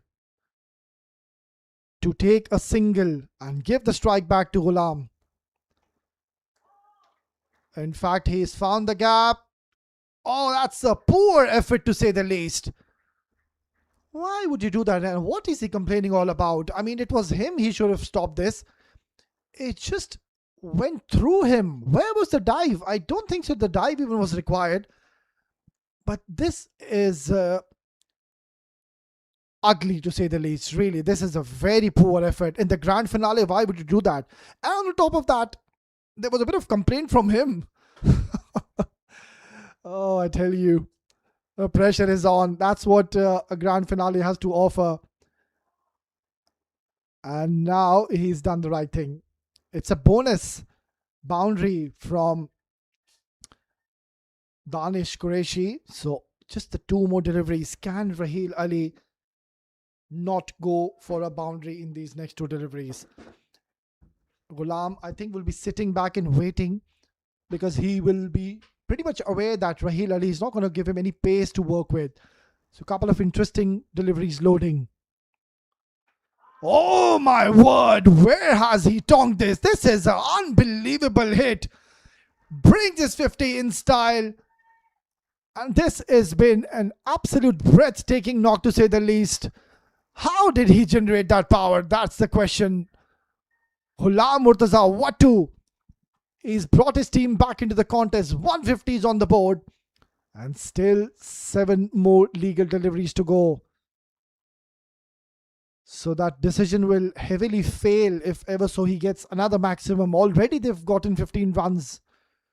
Why would Raheel Ali bowl in the final? That is the question. Why bring that kind of a situation in the grand finale where you have no options and you need to bring Raheel Ali? It's too much to ask for from this man. That's high in the air. This could be a chance. Oh, he's put it down. It was miles up in the air. And he had all the time in the world to settle and get underneath the ball. In fact, he's let this one go. Expensive penultimate over comes to the end. It's 152 for 7 after 19.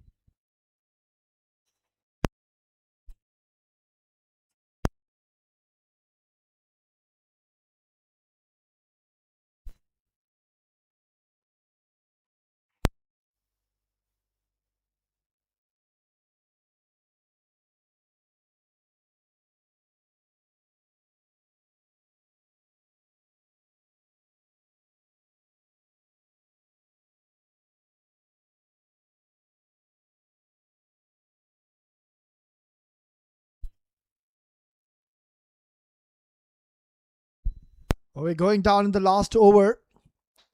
And it's going to be Wahab Hassan to bowl the last over. Right then. This is going to be very interesting. In fact, even Irshad is done for the evening. So he's utilized all his bowlers early. That meant he had to bring Raheel Ali or anyone into the attack.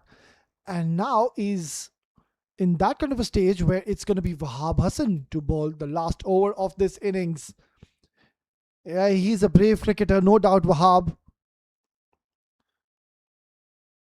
And this is good work behind the stumps. He stumped him. Excellent start by Wahab Hassan, but the question remains to be asked whether this was required from Danish Qureshi.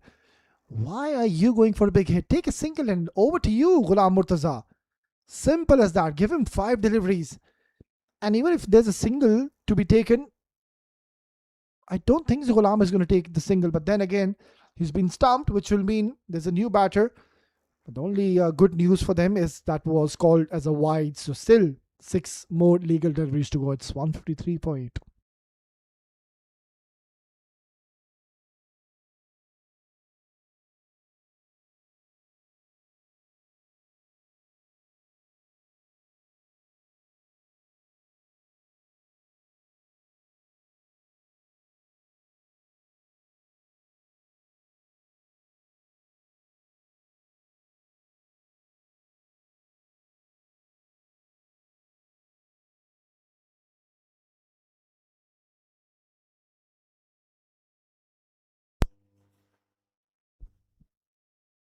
Well, Zia Mukhtar is not pretty much known for his batting abilities. I think the message will be loud and clear. Just take a single, and the fielders, I can see they're coming 7 to 8, 10 steps ahead from the 30-yard circle. They'll try not to allow to take him a single now. This is not good, really. I mean, why did Danish Qureshi try to go for a big shot and let a number 10 batter come? He needs to just take a single, and over to you, Ghulam. Oh, in fact, he's being caught and bowled. This is a brain fade. And really, this is not good cricket by Abu Dhabi Smashers. He's been stranded on the other end, is Ghulam Murtaza. All he had to do is just take a single. In fact, he too tried to hit for a maximum on the very first ball he faced. And you can see now Ghulam Murtaza is eager to go to his number 11 batter, Umaid, and tell him, just block and run. As simple as that. It's 153 for 9.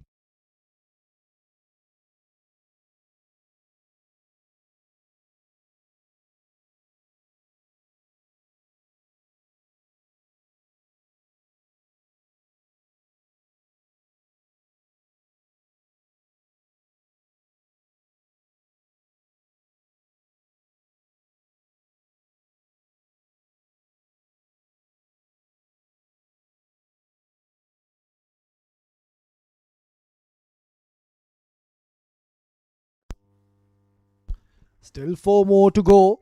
Still they can get another 3 maximums if ever so. Umaid takes a single and gives the strike back to Ghulam Murtaza. He's been stranded on the other end. Yeah, does the right thing. Excellent by Umaid. That's all they had to do. Danish Qureshi, it was a brain fade, really. He got himself out, then he allowed Zia Mukhtar to come in because you don't expect much from Zia Mukhtar from the bat. He's such a quality bowler. You will see him in action soon in the second innings. But this could be an exciting finish. Can he get his team to 165, 170? We will surely have a game in our hands in the all-important grand finale. Important 3 deliveries loading. Goes hard. This is high up in the air. And they should come back for the second, surely. Hats off to Wahab Hassan. He's done so well so far. I don't understand why even he didn't bowl in the last game. I mean, he's one of the senior statement cricketer. He's somebody who really gets his team back into the attacks. And if ever so he picks up a wicket, I think really he'll do justice to his last over. Goes for a big hit. Now that's a vicious strike again. It's a biggie, a gigantic hit by Ghulam Murtaza. Takes his team to 162. They will now sense they do have runs on the board. And they have given something to the bowlers to bowl at in the next innings. Such a powerful striker, and really he's taken his team out of that big hole that they got themselves into and have gotten his team into an excellent position. Last delivery. Can he get a maximum to close out this innings? Beautifully bowled. I think Wahab, he needs all the applause and praise for what he's done in the last over. But what a terrific comeback by Abu Dhabi Smashers. They were down and out. They were flat.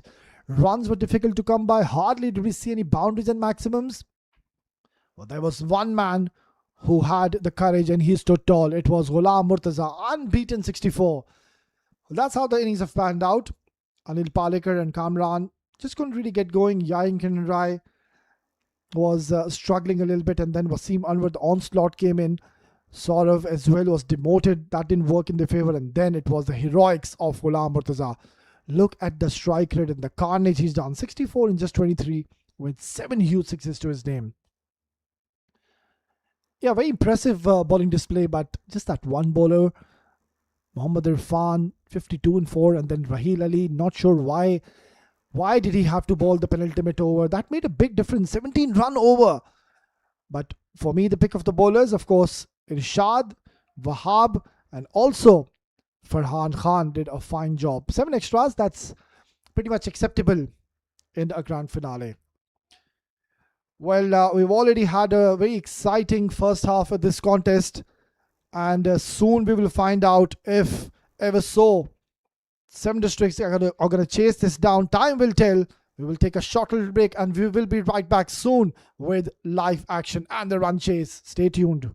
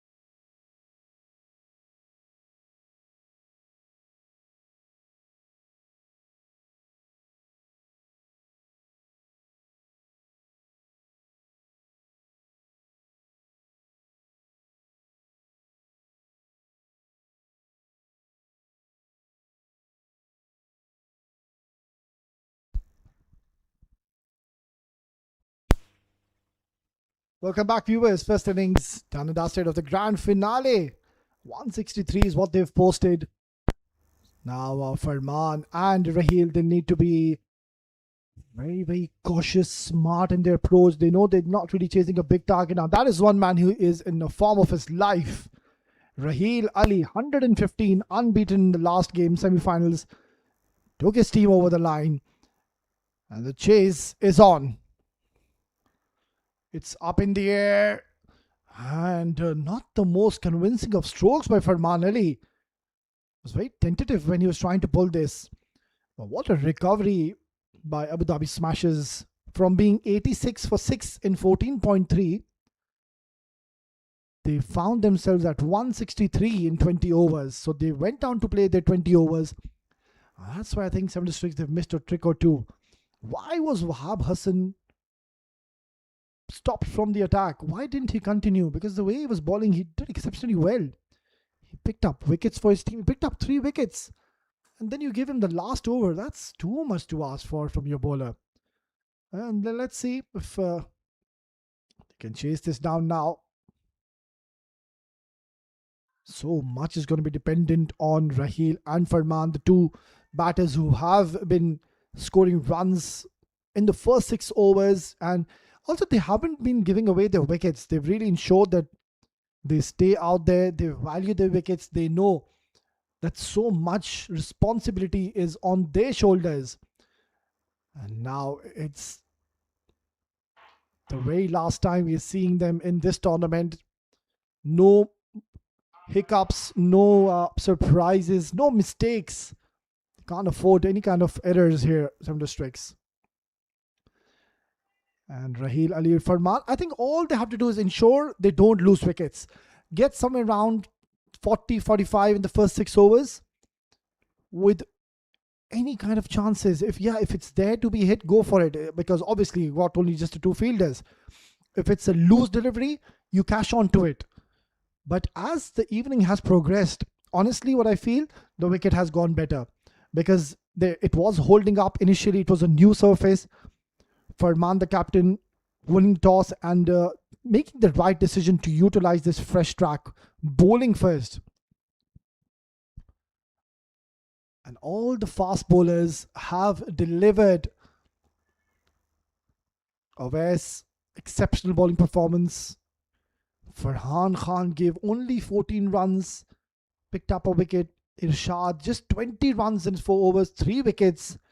Then that one surprise, Wahab Hassan, why did he bowl 4 overs is the question. I mean, it's the captain's job, it's the captain's decision. But what we do see, what we do witness, and as per our reading here in the com box, I think Wahab Hassan should have bowled 4 overs. Hands down. So far, it's a quiet start because Danish, he's keeping things very tight at the moment. You can see the lengths he's opted to bowl have been right on the money. Just the back of the length, good length. And from there, ever so slightly, he is getting the ball to move. But I did mention that now things are getting much better on the surface. It's coming onto the bat nicely. And all they have to do is just have patience in the middle.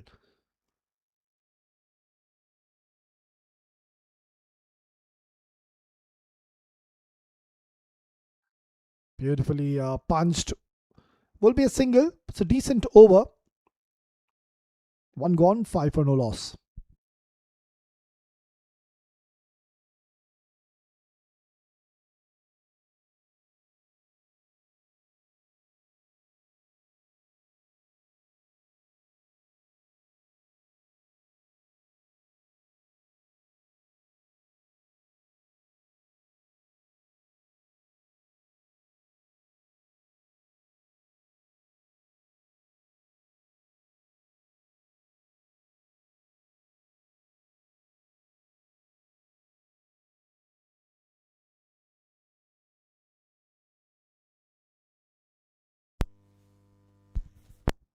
Now, if ever so you are Abu Dhabi Smashers supporter, you would want this man to fire. And he's the one who has been picking up wickets early on, especially the top orders. Who can forget where he got the wicket off Ronak Panoli in the semi-final, and then he knocked the stumps of Junaid Shamsu. He really brought his team early into the game, steaming for the very first time. Yeah, this is good cricket. They just need to be sensible, Farman Ali and Raheel, because what's going to happen even if they don't go on to get many runs in the first 6 overs, let's say 35, even 40, not losing a wicket, 76 still would believe they are having an upper hand, because it's a really good wicket to bat on. There wasn't any turn whatsoever. So you need to ensure you don't give early wickets, because that's going to be putting immense pressure on your middle order batters, because obviously it's a grand finale. So you don't want to be letting the opponents to having upper hand in this contest. So far, I think it's 7-6. They will be pretty much happier as to what the situation is, because on this track, even the score which they've put, Abu Dhabi Smashes, it's pretty much chaseable. But then what's going to be interesting to see as the day has progressed, as the evening has progressed, the two spinners are quite contrasting to each other. Nadeem is somebody who looks to fire the ball in. He's got those excellent arm deliveries. And on the other end, you have Wasim Anwar. Oh, that just got big on him. Got himself into a very awkward position for Farman Ali. I think he just wanted to guide it towards the third man, and in the end realizing that the ball did jag in sharply, and yeah, that's where it really took him by surprise. Good to see behind the stumps Kamran Atta, the captain, checking with his opponent captain if he's okay. Very good sportsman spirit shown by Kamran Atta. So far, no boundaries. That's what they would want. Abu Dhabi Smashes. Yeah, again, the ball did hold up into the surface.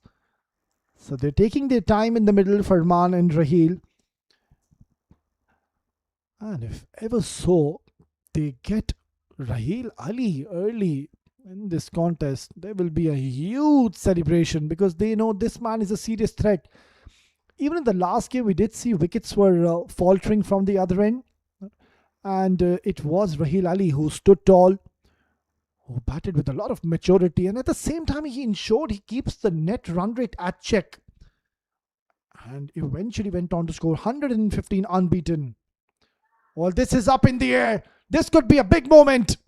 Oh, they've gotten Raheel Ali in the second over, and who is it? It's Zia Mukhtar again, providing their team a huge scalp.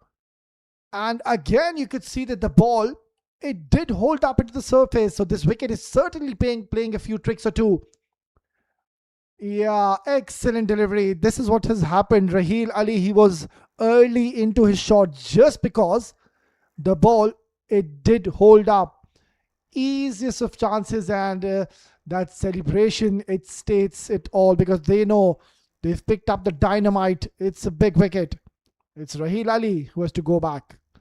8 for 1.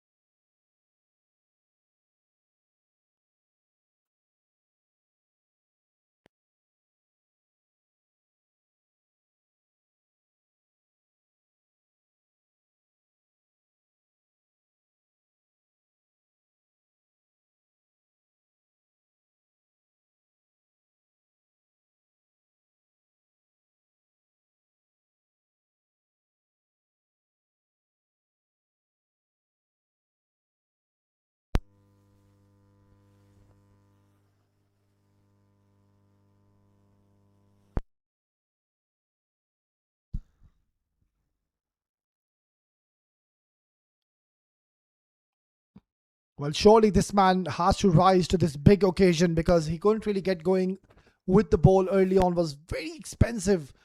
But now he's got a big responsibility. Will be facing the heat of Zia Mukhtar. Yeah, let's this one go. Excellent start by Zia Mukhtar. continuing his excellent form in this tournament. It's 8 for 1 after 2.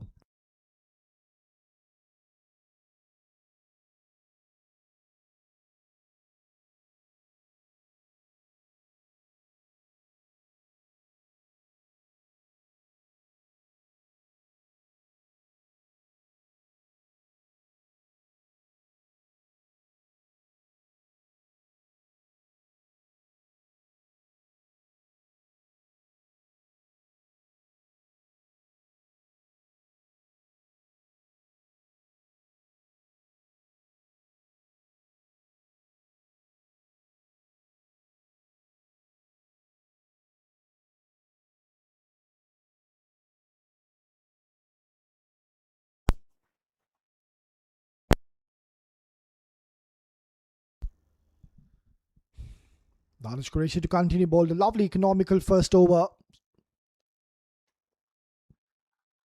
Now so much is dependent on the captain Farman Ali. So the only good news now for Sem Districts is that this man, he is in sublime form and touch. Farman Ali, who can forget, he did go on to score I think 93 in one of the games, and then he got out on 99 against King of Sultans, if I can recall, was bowled by Zuhair Iqbal. So now the captain, what is going in his mind? I mean, there would be some pressure because he knows it's a crunch game. It's the all-important grand finale. That's nicely slashed, and he's found the gap. Excellent batting here for Farman Ali. And Danish Qureshi just trying his luck, bowling it away from his arc, and he's really latched onto it. Just intentionally going over the top, and it has come right off the middle of his bat. Fine strike.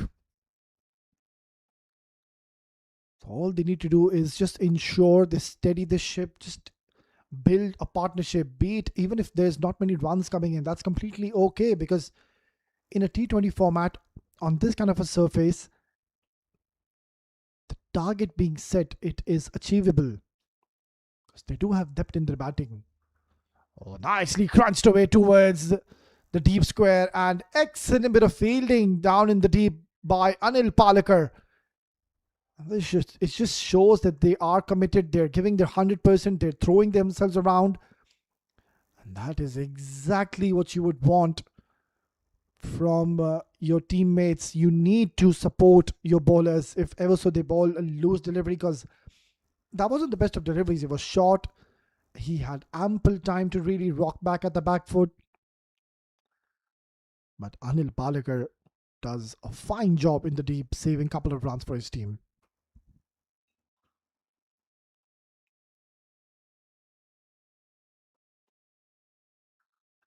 Oh, this is a miscue, and very close to Ghulam Murtaza. My oh my, Farman Ali, careful.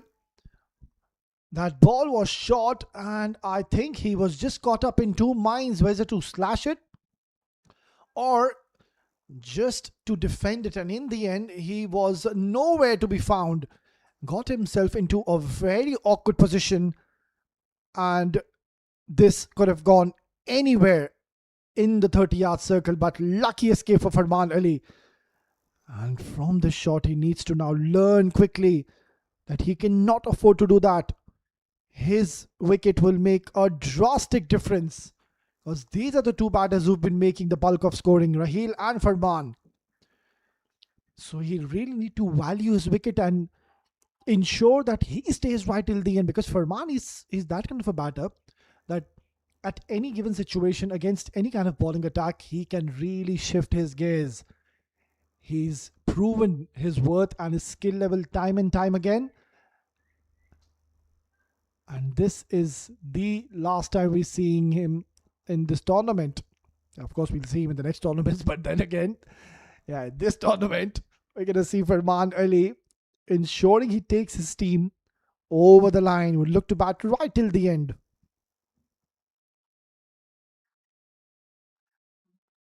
Beautifully done. Just bowling it away from his arc, and also the fielder, he's just standing between the third man and the deep point. Very unorthodox field being set by Danish Qureshi. That's that one fielder down there. And apart from that, he's gotten a deep square leg in position.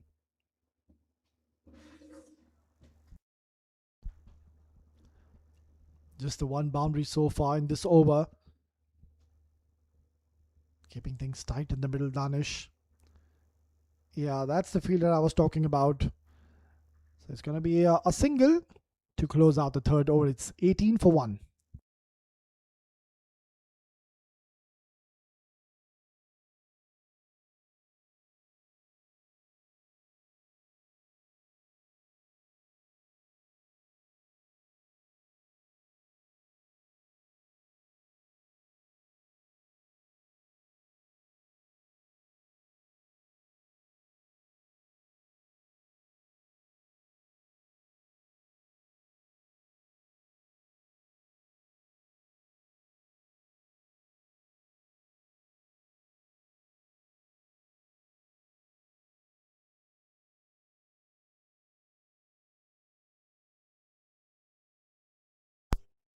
Yeah, both teams should be happy with this start so far.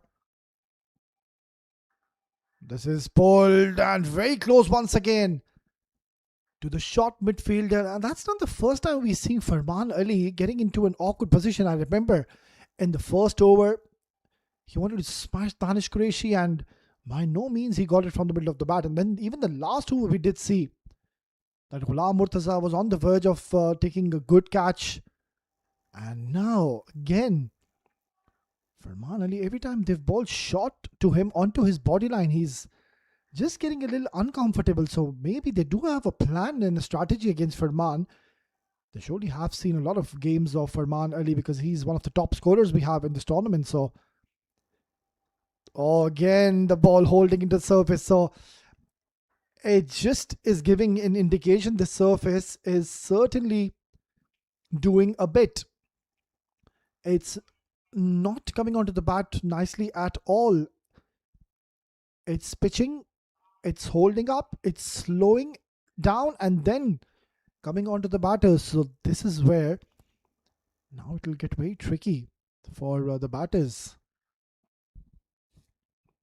Mohammad Irfan, of course, one of their most senior members in the side. Usually he used to open for the team, but he's been given a new role as Farman and Raheel have taken that spot of the openers. Yeah, mixing his lengths and also the variation in the pace. That is something to really admire and cherish about Zia Mukhtar. I mean, he's been one of their premier bowlers. That is what he's been doing consistently throughout this tournament. I've already mentioned and have praise on regards to his action.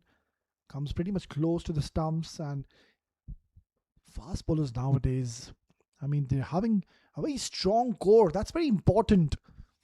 As a fast bowler, that's one thing where you really need to work on. Zia Mukhtar is a strong lad. Because what happens is, as a fast bowler, now this is a close call, but no damage done. Because if we talk about the technical aspects of a fast bowler, we do talk about their action and their run up and their stride, and of course, how high is the arm, how close they come to the stumps, how is their overall run up, how do they land their front foot. But then again, I think the core, your core has to be really strong, because whilst you're bowling and once you're jumping and you're about to deliver, that's where, if ever so you have a strong core, your balance will never shift. You'll have a very steady balance as a fast bowler. And these men, I think they've been really working hard on regards to their fitness levels, especially Zia Mukhtar. Now that's a stylish looking cover drive. Gets a couple of more runs for his team. So yeah, I mean, this man, he's a very strong lad, Zia Mukhtar. Very strong core. So doesn't really lose his balance. He's got a very nice high arm action, good jump, explodes at the right time, and really at times can bowl a heavy ball. He's not somebody who's a skiddy bowler.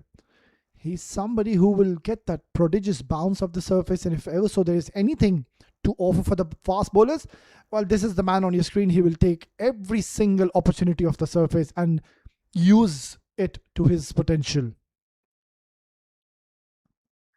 Another very good over by Zia Mukhtar. End of over number 4. It's 23 for 1.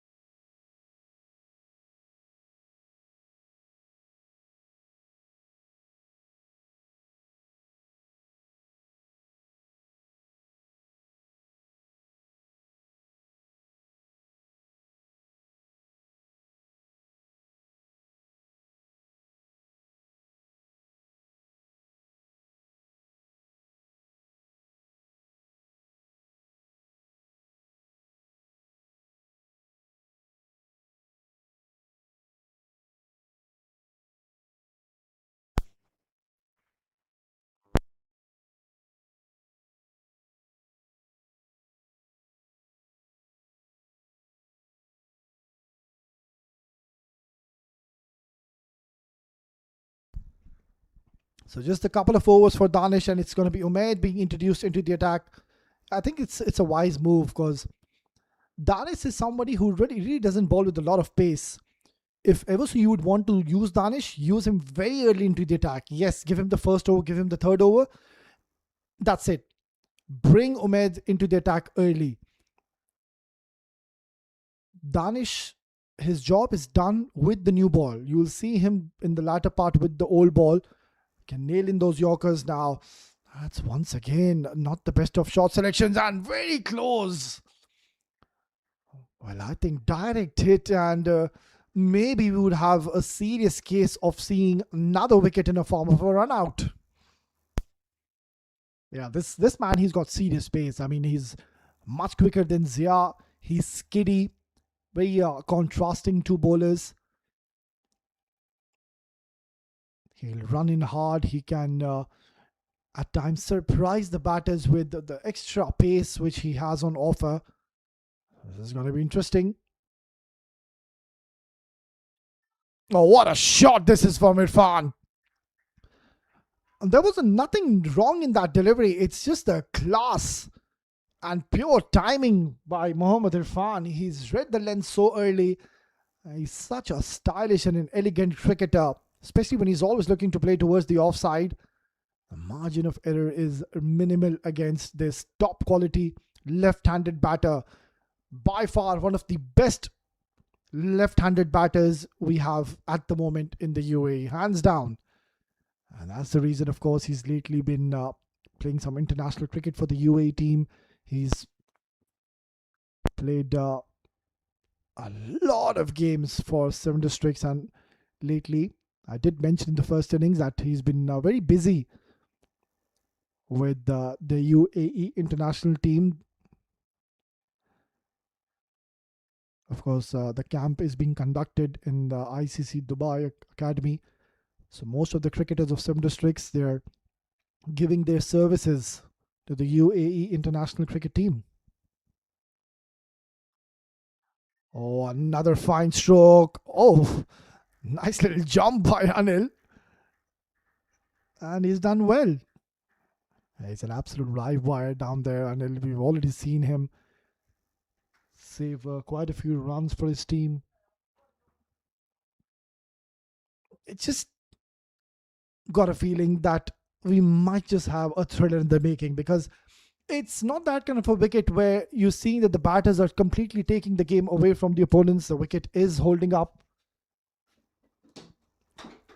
I do sense we're going to have a great finish to this tournament.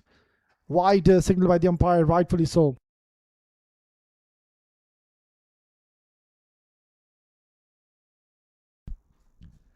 Yeah, this is really good. I mean, of course, Farman is the captain, but Mohammad Irfan, he's one of the most senior cricketers of Seven Districts. So I think the advice will be coming from Mohammad Irfan. And also the way Farman has been batting so far, I think Irfan will be asking Farman to just calm down, stay in the middle. all we have to do is just stitch up a partnership. And whilst we do that, there will be immense pressure on the opponents, because they will get a little frustrated if ever so wickets don't come by. And soon we will see the duo introduced soon. That's what we've been seeing throughout this tournament. Nadeem, the left arm spinner, alongside Wasim Anwar, two left arm quality spinners bowling in tandem. And I think so far they've been mighty impressive in this tournament. Oh, this is high up in the air. It's not gone too far.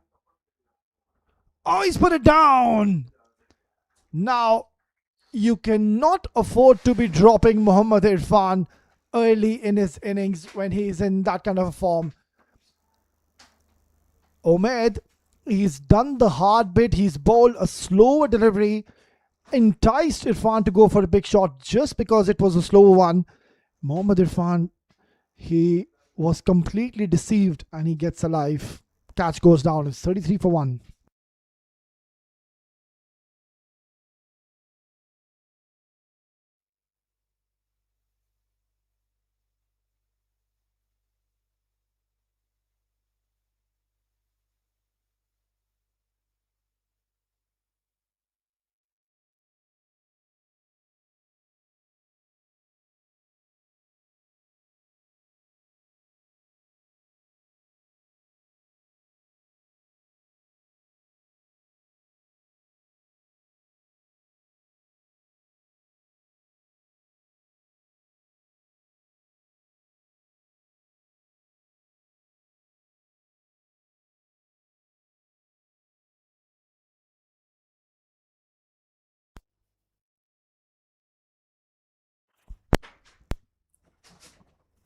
At this stage, Seven Districts, they should believe that they are in a good position.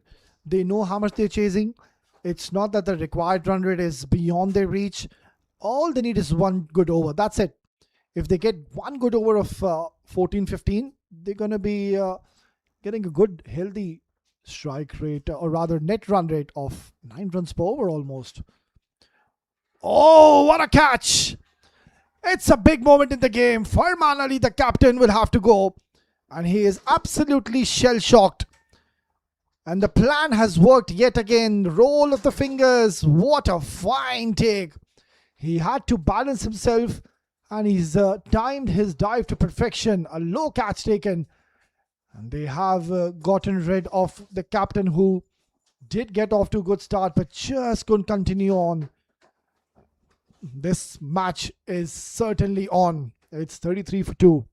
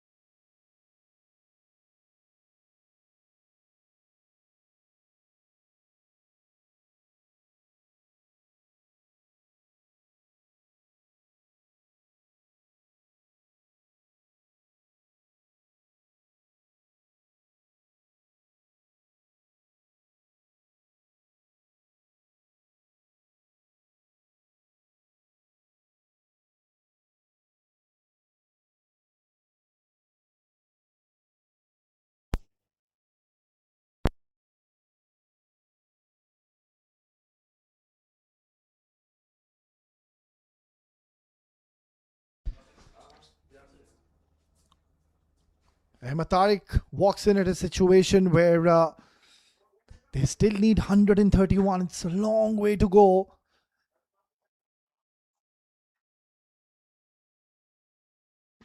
Now, he is somebody who you would need if ever so you are Abu Dhabi Smashes, or beg your pardon, 7 District supporter, cause Ahmed Tariq, he's somebody who will look to value his wicket. I don't think so Ahmed Tariq will look to go hard. He knows how much they need. So we'll try to just steady the ship, try to control this mini turbulence happening in the power play. Oh, there is a lot of chirping going out there. The energy levels are pretty much high in the center. It's their home ground. The men in black, they know that they have a serious chance to really make an impact in this grand finale. On the other end, Mohammad Irfan already has been given a life. So Kamran Atta and the fast bowlers, they've realized how this wicket is behaving. Pace off is the right approach. I really love the way he's mixing up his lens, Zia Mukhtar. So we do see the towels out, but that's only because of the players are sweating profusely. But I don't really think there's much of dew out there. I haven't really seen the bowlers try to dry the ball. That itself is an indication that there isn't much dew in the center. So that's good news for Abu Dhabi Smashers. Again, it's not coming onto the bat nicely. This is not an easy wicket. Now, as the evening is progressing, you can see it's even getting more difficult. It's getting much slower time by time as the evening has progressed. Now, it's really holding up. It's putting a doubt into the batter's mind. And what's going to happen if ever so there's a few quiet overs? There will be some pressure on the batters because they need to keep a check on the required run rate, which is now 9 runs per over. It just shows that they've really had a plan and a strategy in their mind. And Kamran Atta, he's used and utilizes bowlers very smartly at the moment. So just 2 more deliveries and then the field will be widespread. This is top quality bowling we are witnessing by Zia Mukhtar. Just reminding everybody that this is his den. It's his home ground. He's somebody who's played a lot of cricket here in this region. Look at him go.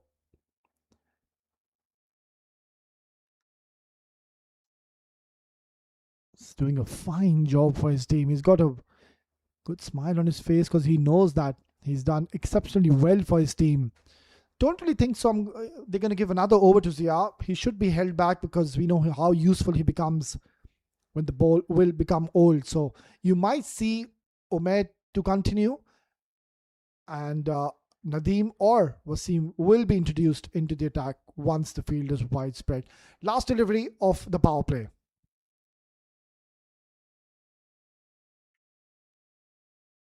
This is brilliant to say the least. Zia Mukhtar on the big day, on the big stage, has put his team in the front. Power play done and dusted, and I think it will be Abu Dhabi Smashers. They will be happier team. 35 for 2.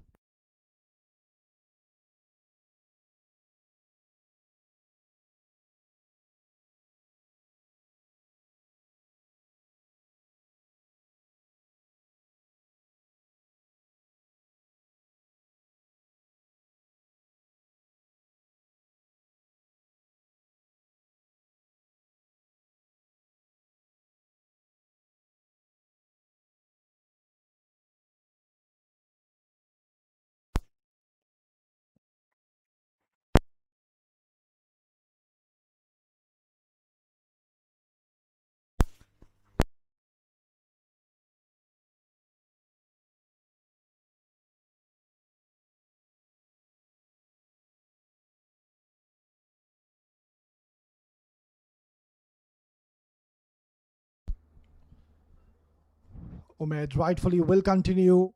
Bowls it away from his arc. Not too sure with that ploy. Oh, in fact, yeah, it makes sense now because he has a deep point in position alongside a deep cover. So they've packed the offside field and they have the third man and the fine leg in the circle. So for Mohammad Irfan, they have the mid-off in the circle. So this is where now I think Irfan would look to target him. Quick single, direct hit close. I think he would have been a goner. Oh, you would not want to see the back of Irfan at this stage. You need him right till the end. He's a genuine match winner. He's somebody who knows how to take his team out of this little bit of a tough situation that they've got themselves into. Because they would have wanted Raheel and Farman to fire, but just because they've gone early, now the middle order batters who haven't been tested all that much in this tournament, they've got a big job to do, and that too against a quality bowling attack and in the grand finale here of UPRO Summer Cup Pro Edition. Beautifully done. Now, this is such a clever shot selection by Ahmed Tariq. This is what you say having the game awareness in your mind. He knew where the field is. Look at how late he's played and how beautifully he's opened the face of the bat and just intentionally guiding it into that minimal gap, if ever so there was. Oh, what a game have we witnessed. And that is exactly what was expected when two giants collide. Of course, one team resides in Ajman and then this other team are playing in their home ground, Abu Dhabi Smashers. So advantage, of course, to Abu Dhabi Smashers because they know this ground and these surfaces inside out. They've played numerous tournaments and matches. And these bowlers, clearly you can see that the way they have utilized this wicket to full effect is something to really admire about. 122 needed. They still have ample time to achieve this. They need just one good partnership. And later on, if ever so they get one big over, the required run rate will drop down. So much is dependent on Irfan and Ahmed Tariq, but who can forget what happened in the first innings? I mean, 7 districts, they were all over Abu Dhabi Smashers. Then one man, he stood tall, he raised his hand and said, "This is my den, and I will take my team out of this difficult situation." And he hasn't been tested. Yeah, there he is, Ghulam Murtaza on the right of your screen. What an incredible knock he played in the first innings, taking his team out of a very difficult situation that they got themselves into. Oh, that's close, wrapped on the pads and given! It's another wicket gone, and it's Ahmed Tariq, the lightest victim. But Umaid is produced an absolute rip snorter. Oh, that's plumb in front. Flushed right onto his pads. And another wicket goes down. This is not looking good for 7 districts. And Abu Dhabi Smashers surely now are having an upper hand in this contest. It's 43 for 3.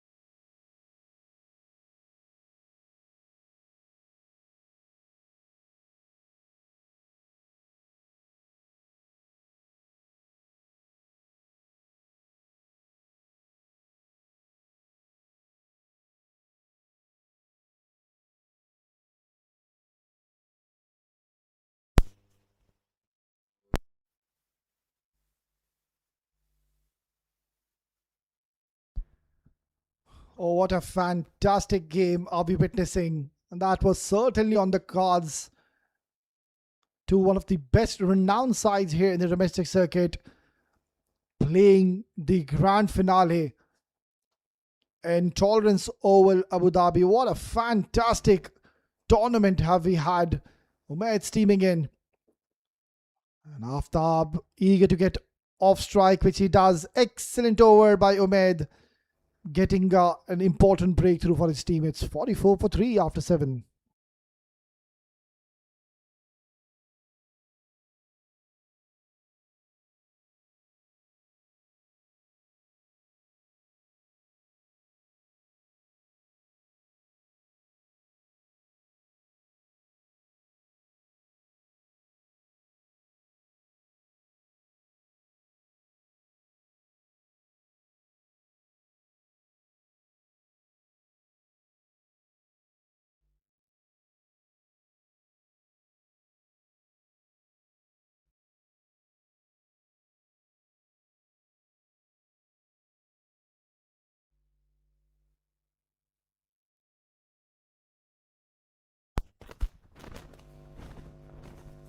Now this is going to be interesting.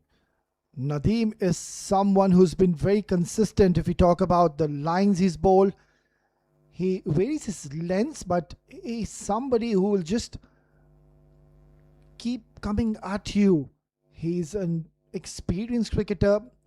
Did miss out in the first innings with the bat, but he's a bowling all-rounder not to forget. Oh, that's not the best of starts, and Aftab Javed nicely placing it and straight away putting the pressure on Nadeem. Yeah, they need to pick a bowler, and this is what you need. If it's a loose delivery, you need to cash onto the opportunity. But that wasn't the best of deliveries because he didn't have the fine leg in the circle.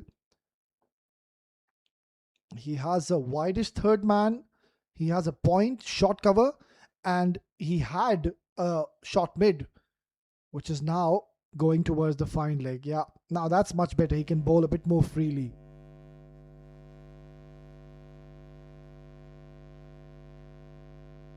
Another short delivery, and he's gotten away with it. That really should have been deposited for another boundary.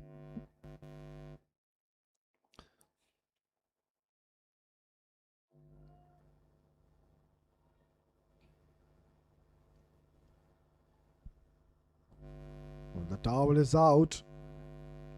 So certainly there are signs of a bit of dew in the middle. Now that the lefty is on strike. Yeah, it's the same feel as he had for Aftab Javed.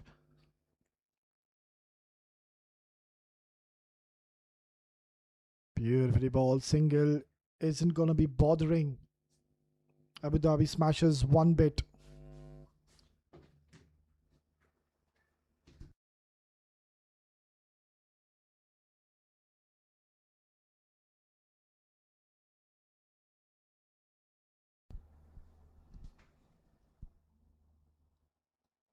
Nicely balled, equally well played. They have gotten to their 50 7 but it's come a little too late.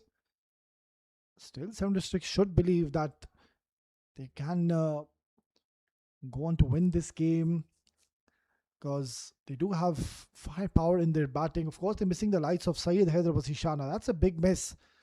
He's a genuine match winner. He hasn't really got going with the bat, but then again, they decided to rest him in the finals. And now over to Irfan and Aftab Javed. They need to ensure they just stay out there in the center. Giving wickets at this stage, that will put them at the back foot, and it will put a lot of pressure for the new batter who will walk in because a lot of runs are required. So much is going to be dependent on this partnership. It's 53 for 3.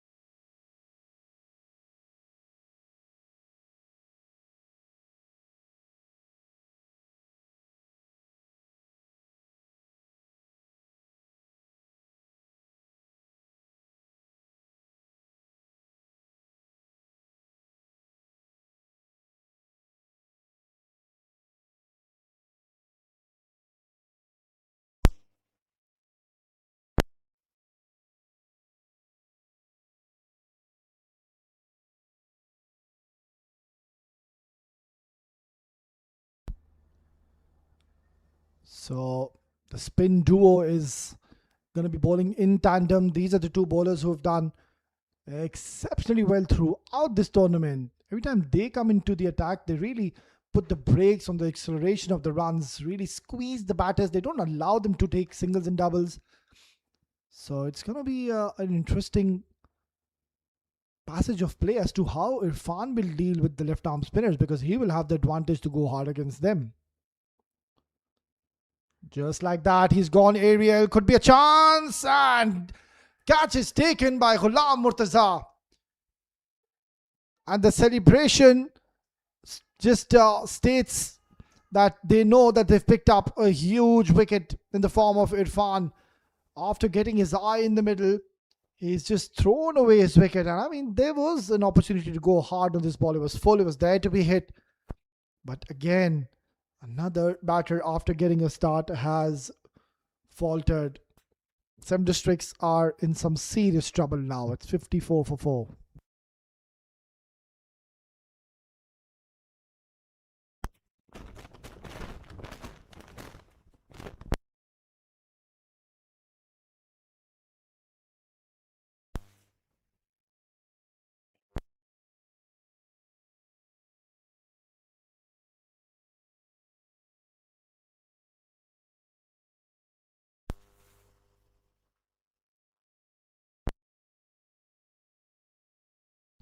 Now, Mohammad Afaq hasn't gone on to play a single game in this tournament, and he'll have a vital role to play this evening in the all important grand finale. At the moment, the men in black, they're all over. Seven Districts, plenty of pressure is being applied on the batters. It's not going to be all that easy to just straight away come in and get runs for your team. Gets off the mark with the single, but what a fine spell we're witnessing. Of course, Nadeem, he's done well, and the fast bowler setting the tone. Umaid picking up an important wicket. Danish as well, bowled beautifully, and of course Zia Mukhtar again. He's really showcased his talent and skill. Has risen to the occasion. Yeah, that's exactly what they need. They just need to build an inning, just stay out there. We did see what GSK Properties did, so they can take a leaf out of the notebook of GSK Properties. They too were in a similar kind of situation against Seven Districts, but they came out really hard, and then we saw Harshit Kaushik. He accelerated from the 12th or the 13th over, so they need to just stay out there for the time being. Ensure you don't lose any further wickets.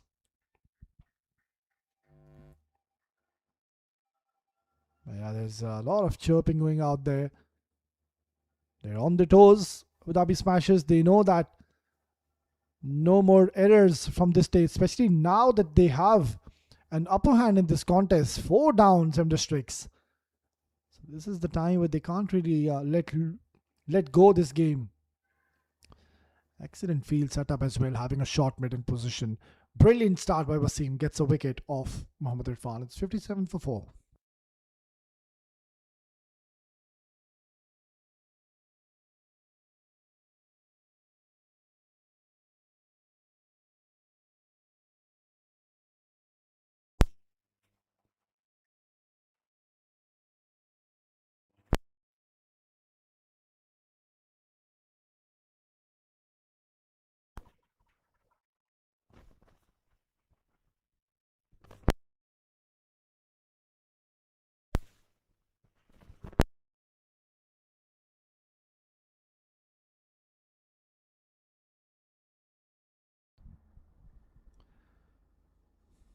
They do have firepower in their batting department, Seven Districts. It's just that they need to have the belief that they can chase these runs. 107-66, pretty possible. The only problem has been the wickets column. They've lost 4 of their main batters, and those were the batters who were doing the bulk of scoring. I mean, the middle order batters, they haven't been tested so far in this tournament.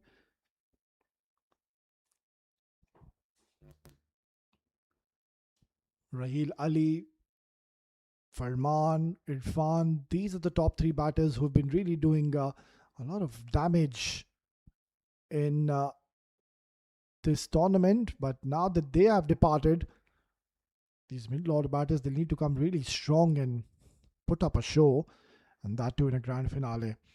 Well, as we come to the close of this tournament, a huge thank you to, of course, the Abu Dhabi Cricket Council for their support and outstanding organization. I mean, special word of appreciation to the incredible ground staff as well. They've been working so hard, tireless efforts, ensuring, of course, the playing surface was in top conditions throughout this tournament. And a big thank you to our tournament director as well, the umpires for their professionalism and their integrity they've shown in this tournament. Beautifully ball. Another top class delivery.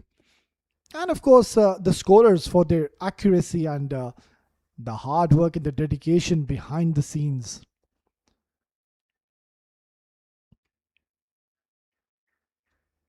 I mean, none of this would have been possible without a collective effort from everyone. So yeah, it's a huge congratulations to everyone involved in making this tournament such a memorable success. And last but not the least, of course, our production team, the professionalism that they've shown during this live cricket commentary. And I can also make it sound more like the closing that they have done has been exceptional to bring us these live visuals here in the Torrens Oval Abu Dhabi. So yeah, huge thank you to everyone who's contributed and has done their bit to make this tournament a huge success. The first edition of UPRO Summer Cup Pro edition. And we've already had such thrilling encounters. Who can forget the semi-final between GSK Properties and 7 District? What a fine game that was. It went right down to the wire. We do expect even this one to go to the last over. Time will tell. So far, it's Abu Dhabi Smashers who've had a smashing first half of their second innings. Players will take drinks. It's 60 for 4.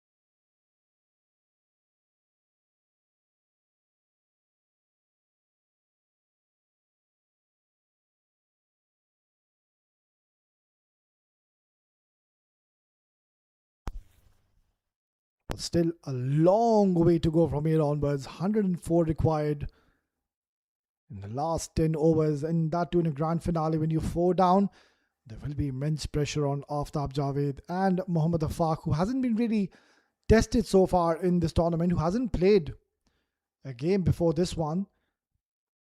So can he do a Ghulam Murtaza this evening is the question. They need somebody to get a fiery 30-40 right now. Oh, beautifully done. This is very smart cricket by Afaq. And this is now the problem for Wasim Anwar, having, or rather not having, the fine leg in position. You're asking for trouble. If you miss your line ever so slightly, the batter will look to just play the pedal shot. And that's what he did. Just placed it to perfection, getting a boundary. So it's a good start. They need one big 15-20 run over just to ease and settle the nerves for the batters, because at the moment it's Abu Dhabi Smashers there. Really all over 7 Districts. Nicely tucked away. They've ran the first one hard. And they will stick for a single. Yeah, you don't want to be challenging Anil Palekar. He's one of their finest fielders. And this could go either way. Still, you cannot discard 7 Districts. They do have firepower in their batting lineup. It's just that these two now should look to stay in the middle. You don't want to be getting Irshad in the middle now. Wahab, Awais, Ahmed. You would want these two to stay right at least till the 17th over and then see where they stand.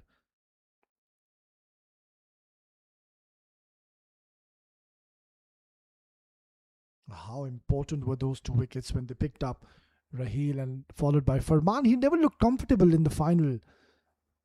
Oh, that's not the best of shot selections. It did keep low. He wanted to go towards the extra cover. And Wasim is somebody who balls the arm delivery, so I'm not too sure with that shot selection. If ever so this was onto the line of the stumps, I think the story would have been different.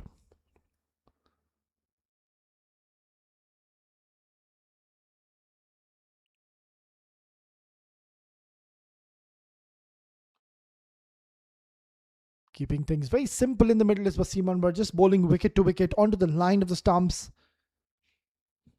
So quite a few bowlers to come in next. Awais Ahmed, then you have Wahab Hassan, Farhan Khan. Not much batting left, just Mohammad Umair. He's yet to come. Apart from that, they don't have much batting left. So, as I did say, so much is going to be dependent on this partnership. It's 68 for 4 after 11.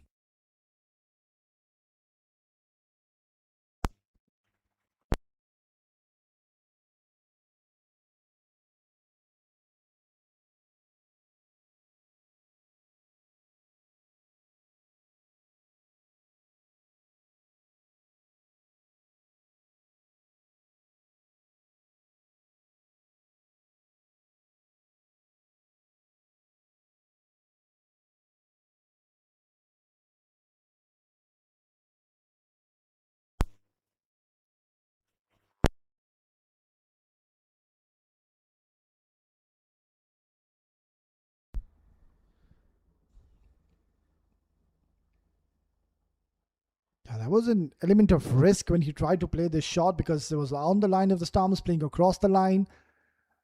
And we know it's that kind of a wicket where the ball is keeping low as well. So he needs to be very cautious. Both the batters have gotten a start now. Either of the two batters, they just need to have the courageous and they need a courageous and fearless approach. They need to be a little brave at this stage of the game and think, right, I'm just going to take the charge and I'll take the responsibility to get my team a quick 30 from here onwards because yes, they have to stay, but at the same time, they need runs. Required run rate is creeping up to 11 runs per over.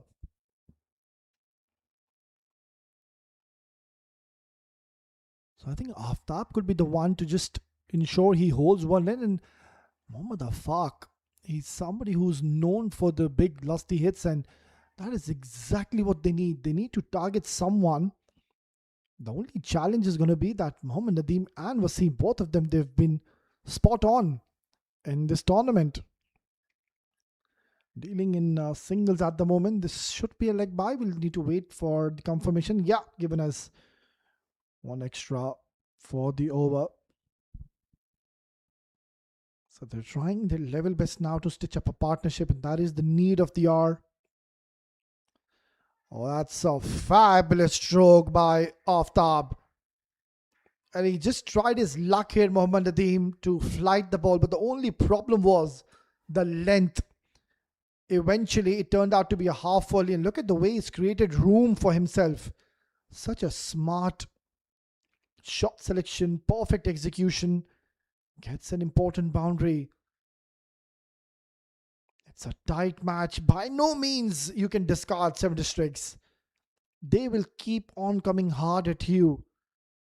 Just have a gut feeling this will go down to the wire. They ran the first one hard. In fact, they'll stick only for a single. Good productive over for 7 districts. It's 78 for 4.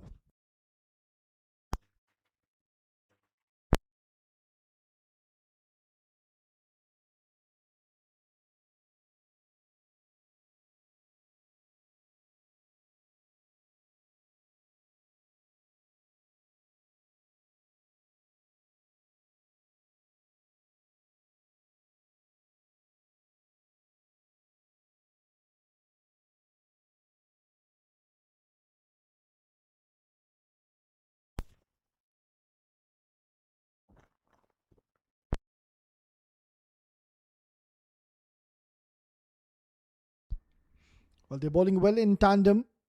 Wasim Anwar alongside Nadeem. We'll have to wait and see as to when do they decide to shift gears, make a move on. Still, they do have plenty of overs. Need one big over pretty soon. Yeah, the idea was right. He wanted to play inside out. There is a fielder in the deep. They have a deep cover in position.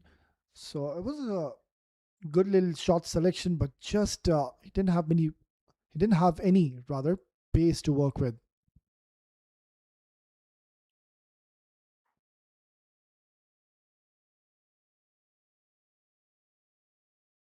Dealing in singles at the moment, each and every single as well. We will see how quickly the required run rate will creep up. So they'll just need to have a quick check onto the big scorecard. At the moment, Abu Dhabi Smashers will believe that whatever they're doing is spot on. They don't have to do anything extraordinary. Kamalata is one of the most smart captains we have in the domestic arena.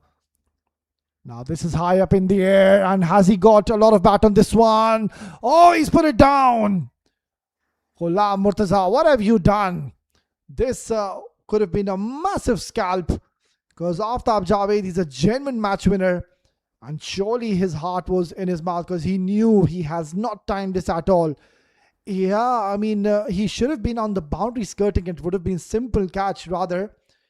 He's just lost his balance and was way ahead from the boundary skirting. Useful boundary. 81 needed. Still they have 6 wickets in their hands. 7 districts should believe that they can chase this down. Yeah, beautifully done. Good cricket all round. Aftab Javed, he did see that the ball just hurried onto him and playing an inside out shot. It was a bit risky, so just at the last minute of a second decides to take a single. And over to your Afaq. Yeah, he's played a lot of deliveries, Afaq. I think it's high time he needs to as well accelerate, because all the pressure at the moment is being put on the shoulders of Aftab Javed, beg your pardon. Yeah, some improvisation, but Zia is thrown himself around. An excellent bit of fielding. Yeah, you can see that they're giving their 100% in the field. They're not really allowing them to get any kind of freebies. But how costly is that miss going to be? Ghulam Murtaza dropping a sitter. Just overran to the catch. Nicely done. But no real power behind the shot, which should be only a single. In fact, they're coming back for the second. Very good running. They're getting a lot of applause and cheer from the dugout. Useful over for 7 districts. It's 87 for 4.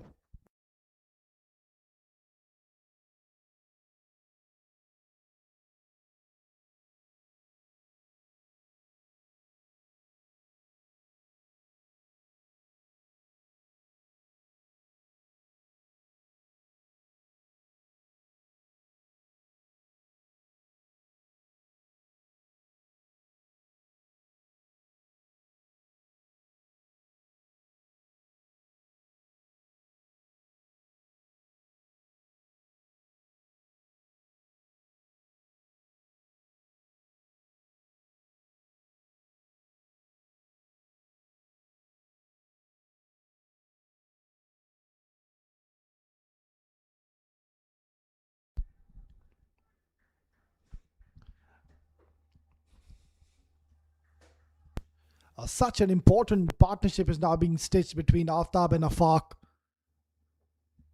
Beautifully done. Excellent bit of fielding. Surely saved 3 runs for his team. Yeah, now 7 districts, they should believe that it's really not turning. I mean, the spinners, They're just trying to dart the ball and they're just trying to fire the ball onto the line of the stumps. Now this is high up in the air. And luckily that he hasn't timed it. Otherwise, Yai and Kenan Rai, one of the best fielders for Abu Dhabi Smashers, should have pounced on it. There you go. Towels are out. The dew surely has arrived. That's not the best of signs for Abu Dhabi Smashers. Oh, it's a short delivery. It's been pummeled down the ground. And they should come back for the second. Oh, they've settled only for a single now. There was always a two. Singles will put pressure on 7 districts. They need boundary every single over. Nicely done. And that's not the first time we're seeing the batters failing trying to play the inside out shot. And that's all because Nadeem, he's been very clever with his rotation of the pace he's offered. Another good delivery. This is exceptional stuff once again by Nadeem. Unfortunately, he hasn't gone on to pick up a wicket, but tremendous figures. That too in the all-important grand finale at the big stage. Oh, that is passed through the gates of Aftab Javed. And all they had to do is just see off this last delivery. In fact, he's played an ugly stroke, to say the least, by Aftab. I mean, you do expect much better than him. That was across the line. It wasn't the right delivery to go to hoik this towards the leg side, and he has thrown away his wicket, putting his team into further trouble. It's 90 for 5.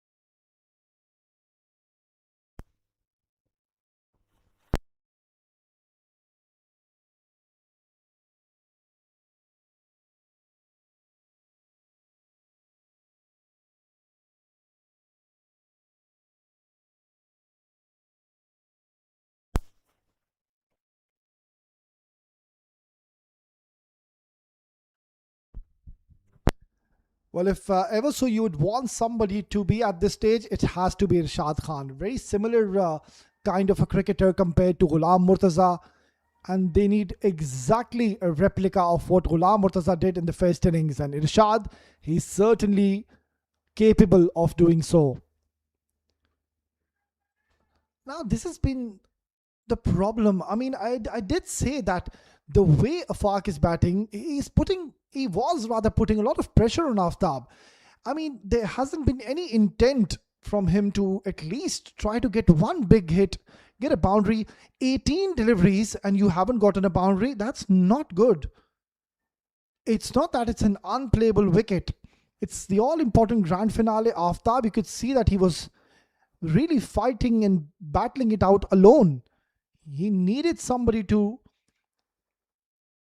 from the other end, get some quick runs. That would have released a lot of pressure from Aftab. But just because Afaq is not getting going, he's not been able to time the ball. And it's not only that, it's the intent. And now if he gets out, he's already eaten up a lot of deliveries. So it's a big job and a big responsibility for Afaq to take his team over the line. Another dot delivery. This is really not the best of cricket we're witnessing. And also I remember the way he left the ball in the first innings, that wasn't the best of attitudes when you're playing a grand finale. I mean, your team has done so well throughout this tournament, and that's not the right attitude towards the game. Well, it's not over. We know Mohammad Afaq, he's a very capable and a very handy right-handed batter, but this is where now he has to take his team over the line. He's done the hard bit. He's eaten up 20 deliveries and he hasn't found a boundary. Irshad is someone who can really take the charge, but he's just walked in the middle. So automatically now the responsibility shifts onto the shoulders of Afaq. He should look to get one big over for his team. I did mention he's a very capable batter. He does have the skill and the talent and the raw power to get those important sixes, because that's what they need. They need one big over. Oh, beautifully bowled. Now, this is a tremendous bowling display from the two spinners. Nadeem is done, and now Wasim too has been impressive at the big stage. 94 for 5. We're going down to the last 5 overs.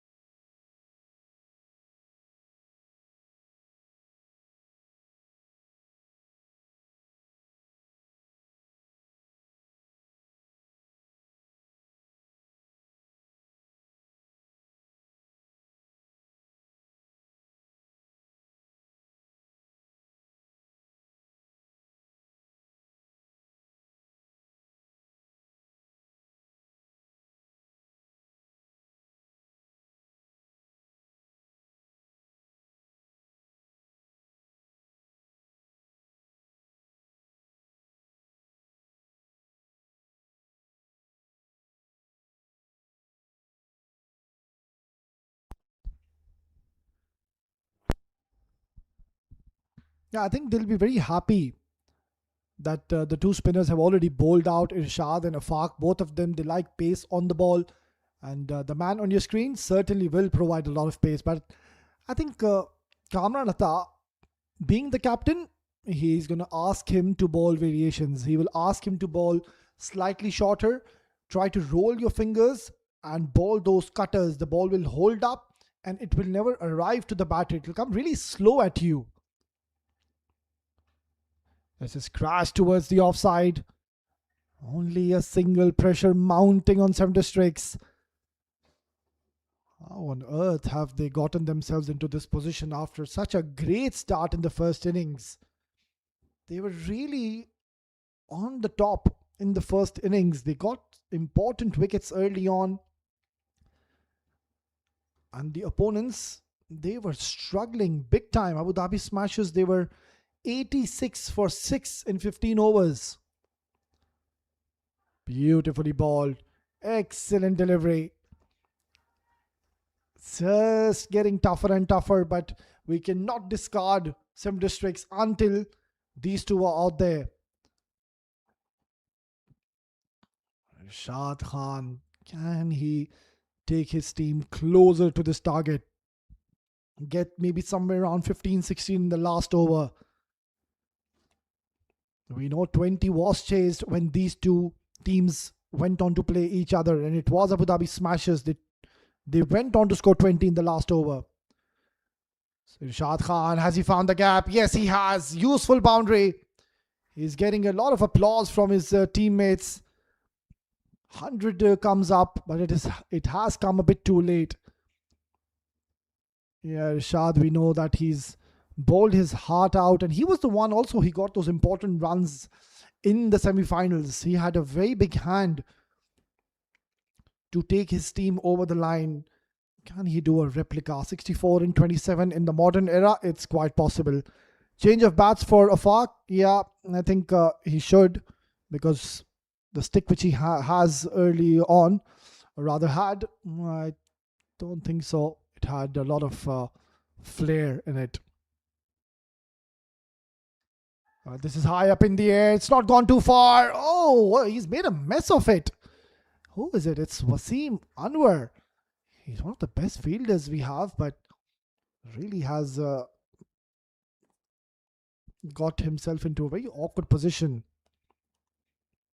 Yeah, again, Kamran Atta has been so smart with the rotation of his bowlers. So we've got 4 more overs after this. Danish, he has 2. Zia, he has another over. And then Umaid, he has another over. So he's sorted. Very smart with the rotation of his bowlers. Well, that's a big shot. It's high up in the air. How far is this gone? Far enough. Irshad Khan, the last hope for Seven Districts. Can he be the hero in the grand finale? And again, Umaid, bowling a similar delivery where he was smashed for the boundary, opting to go full. And Irshad Khan, his eyes lit up and he is absolutely gone for a biggie. Useful over, 56 required in the last 25. What a thriller are we witnessing? A lot of heartbreaks are we going to witness once this match is over. It's a big ball. Oh, this is high up in the air. It's a chance. And he's held on to it. This is the wicket they were after. Irshad Khan, he is absolutely livid with himself. That was a poor shot. Why would you do that? Just take a single and retain strike in the next over. He's fallen in the trap. And this is where now your temperaments are tested, young man. You were batting so beautifully. You gave a lot of hope to your team. But it is Irshad who will have to make a slow walk back to the dugout. It's 108 for 6.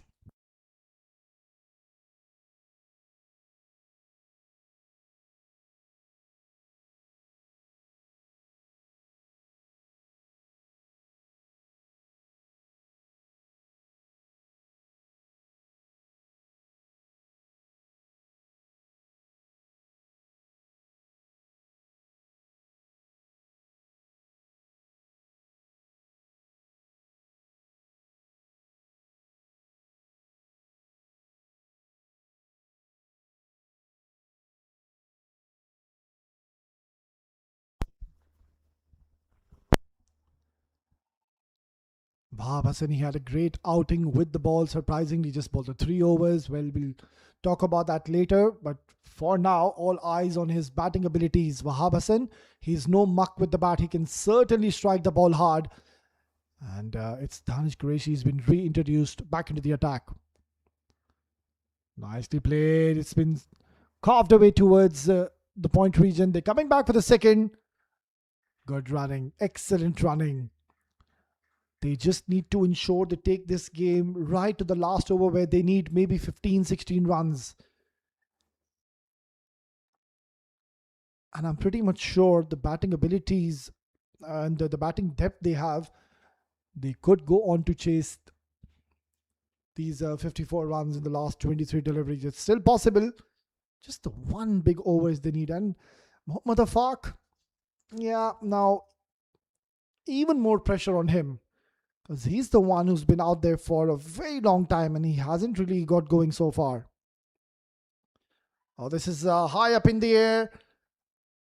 And he's put it down. And who is it again? It's Wasim. What are you doing, young man?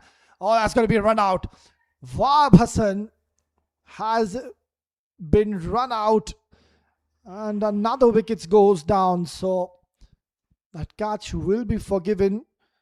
But this is not the best of cricket by Sem Districts. They've really put the panic, they've rather pressed the panic button way too early in this contest. And they're finding themselves in a dilemma. It's 110 for 7.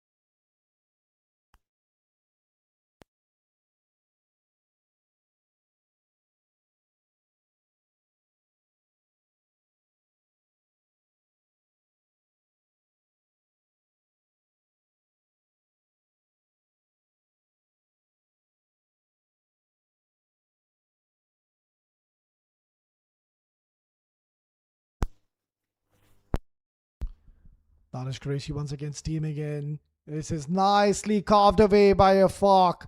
That's what you need. You need Afaq to now get going. Still, there is a glimmer of hope. 49 is what they need in 21, which is pretty much possible. Awais Ahmed, he's another batter. We know that he can strike big.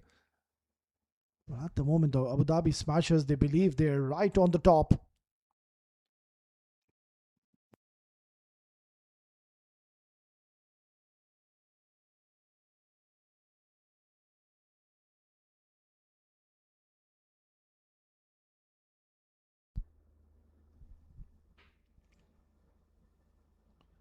That's going to be a wide. Now, this is what you don't want at this stage of the game.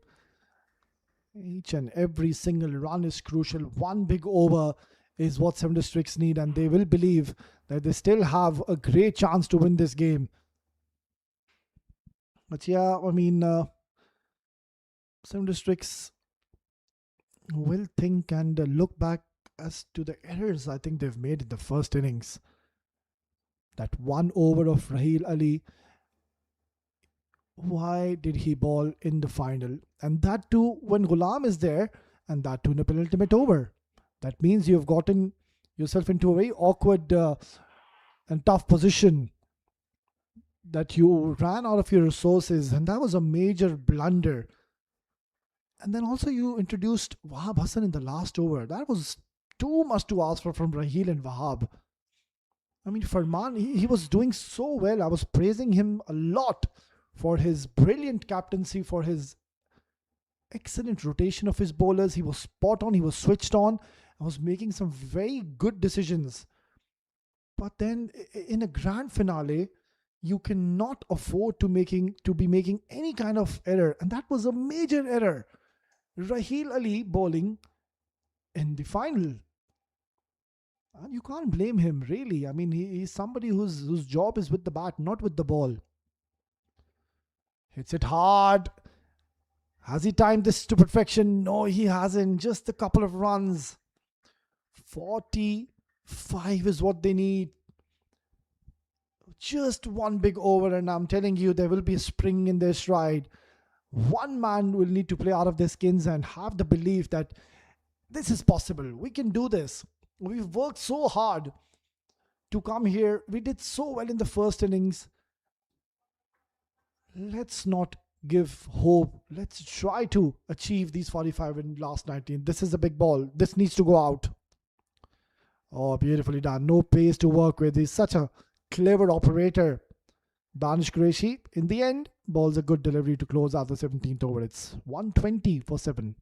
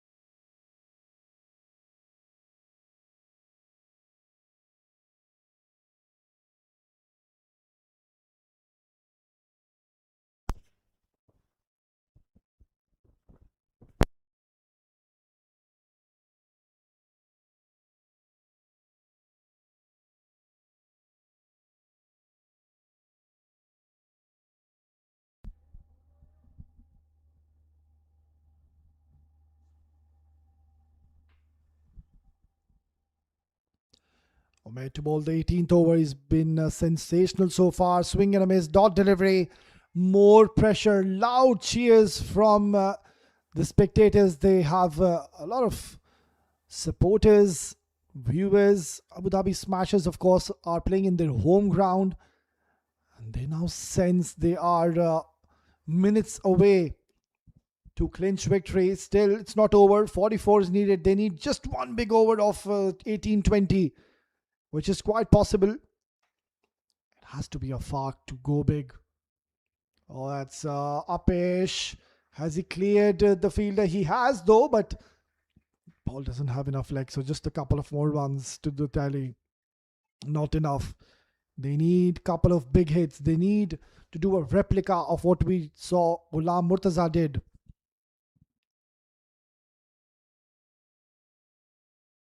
Yes, Ahmed, he did exceptionally well, of course, in the first innings, but now he's finding himself into the middle.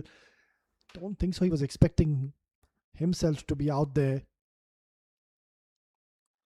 This is worked away. There is protection.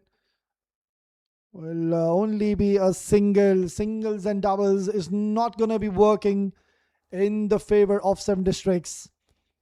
Mohammad Afaq run a ball 26 in the grand finale. Some errors in the first innings. Yeah, still it's not over. They can do it. But then again, even though if they go on to win from here onwards, surely they will be going back. And their think tank, their coach, their management, everybody will be getting involved as to the decisions they've taken, which have been very, very surprising. Yeah, I mean, it's some districts. It's their job to really look into this. But yeah, they've certainly made a few major errors. Now that's a big shot. It's a clean strike. It's gone for a maximum. This is exactly what is required. 35 needed in 14. This match is not over by any means. This is what I said. They need a couple of big hits. And Afaq, it is his job now to take his team over the line. After getting settled, after playing so many deliveries, it's now your turn, your time to really take your team out of this dig hole, this dilemma, a very tough situation that they've got themselves into. And these are two very important deliveries. Can Afaq get maximum use of these last two deliveries? Oh, he's missed out. Why would he do that? You can see that he did try to shuffle across the stumps and then he created room for himself. He just confused himself in the end, it looked like. Yeah, dot is what they don't need. Everybody's on the edge of their seats. They know that still there is a high possibility, but this is a big ball. Can he get 6 runs? Oh, it's going to be wide. Yeah, they won't mind his welcome runs.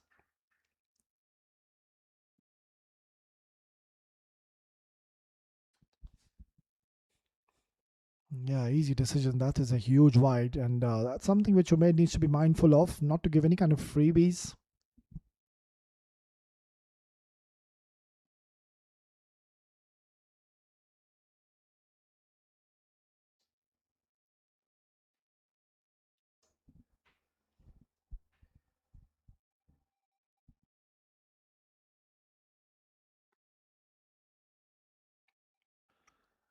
Carves it away. There is protection, so he's done the right thing. Afaq, he's taken a single on the last delivery to be on strike in the next over. We're going down to the last overs of the grand finale.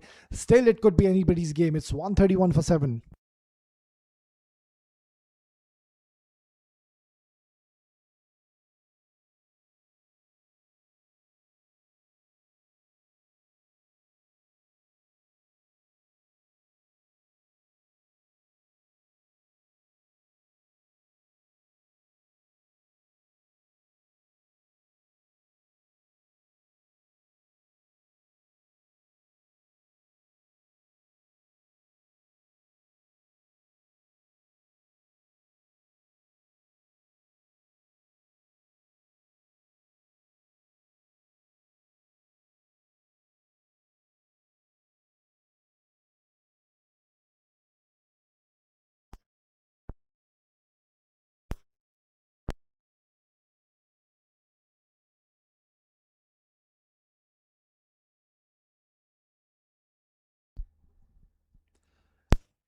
Well, this is a big over by Zia Mukhtar. He's had a fantastic tournament so far.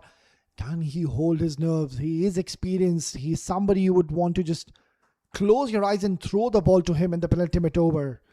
Because he's been the one who's been picking up wickets consistently every time his team requires him to do so.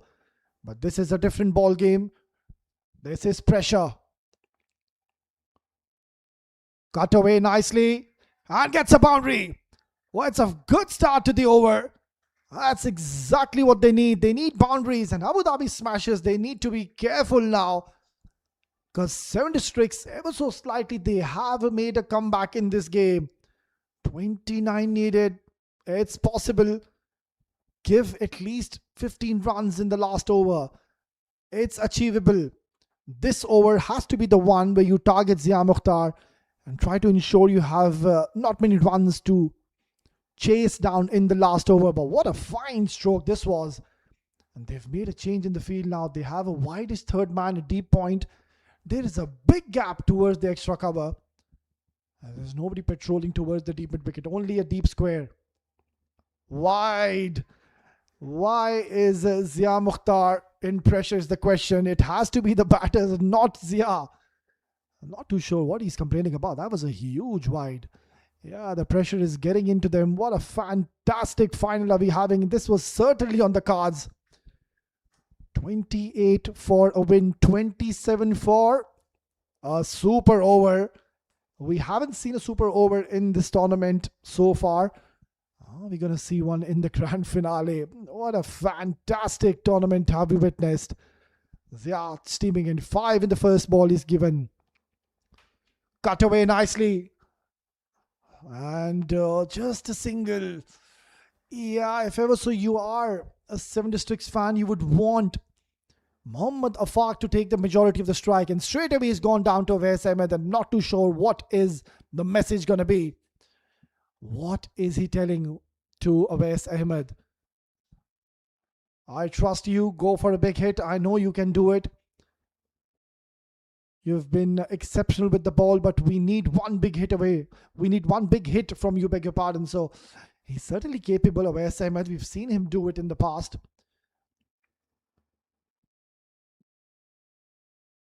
Comes down the track. He's been beaten. In fact, now they can take a single.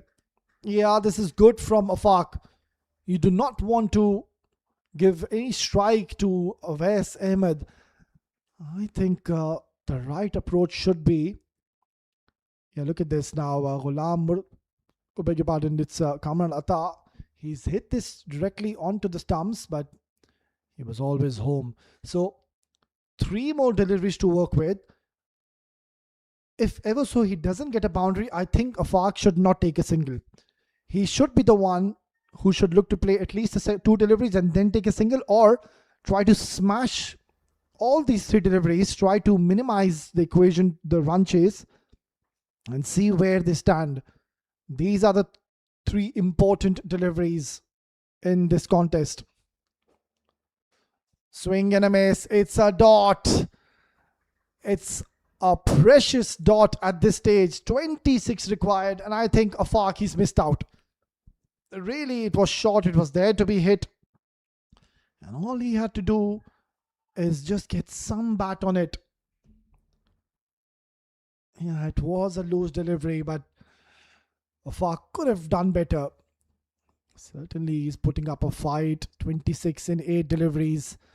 They need a huge maximum to bring the equation below 20 before they head into the last over. Oh, what an outrageous hit this is. Unbelievable stroke by Mohammad Afaq. Their coach Rizwan Arshad can see the funny side of it, but I can promise you he would be under immense pressure. Now you really need to have a lot of courage to play this kind of a shot, and at this stage of the game, and he's made it look so simple, and he's gotten a boundary. Maximum. They need a maximum. 16 in the last is pretty much possible. 15 for a super over. This is such a big delivery. What's going on in the mind of Zia? Pace off, pace on, sharp bumper. He's having a deep point and a deep third man, which is quite wider. Should be shot towards the offside. It is. It's been crashed away towards the offside. It's going to be a boundary. We're going down to the last over. 18 runs required, but the only problem is that it's going to be Awais Ahmed back on strike. What a cracker of a contest are we witnessing, and we're going down to the last over. It's 146 for 7.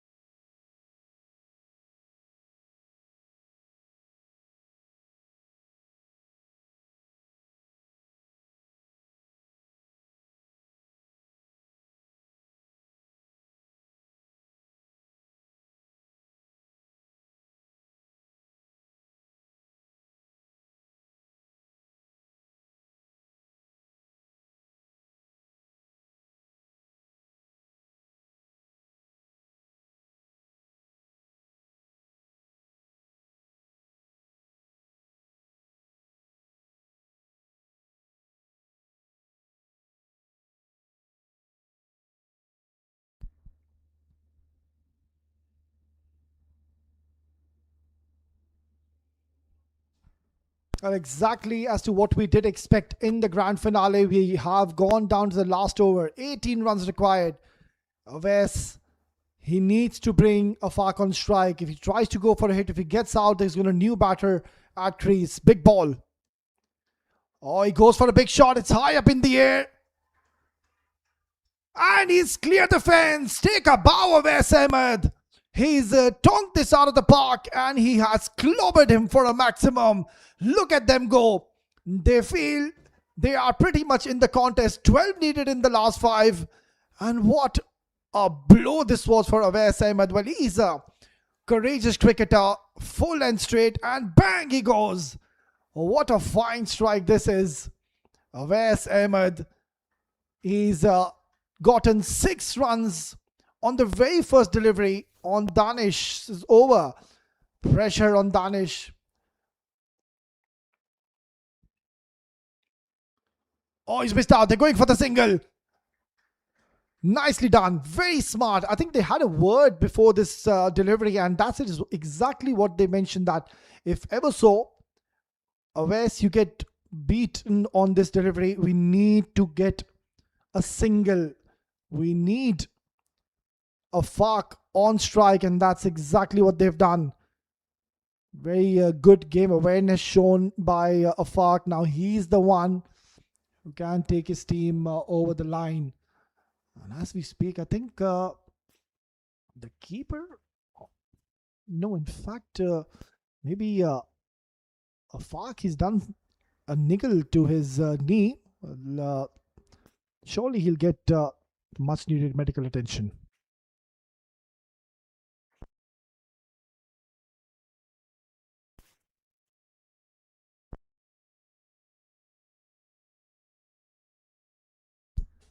Yeah, that was a brilliant delivery. Roll of the fingers and Wes. Oh, if he would have connected this, this would have really gone out of the park. I'm not too sure what just happened there. Maybe it's a cramp. But yeah, it's not looking in a good shape at all.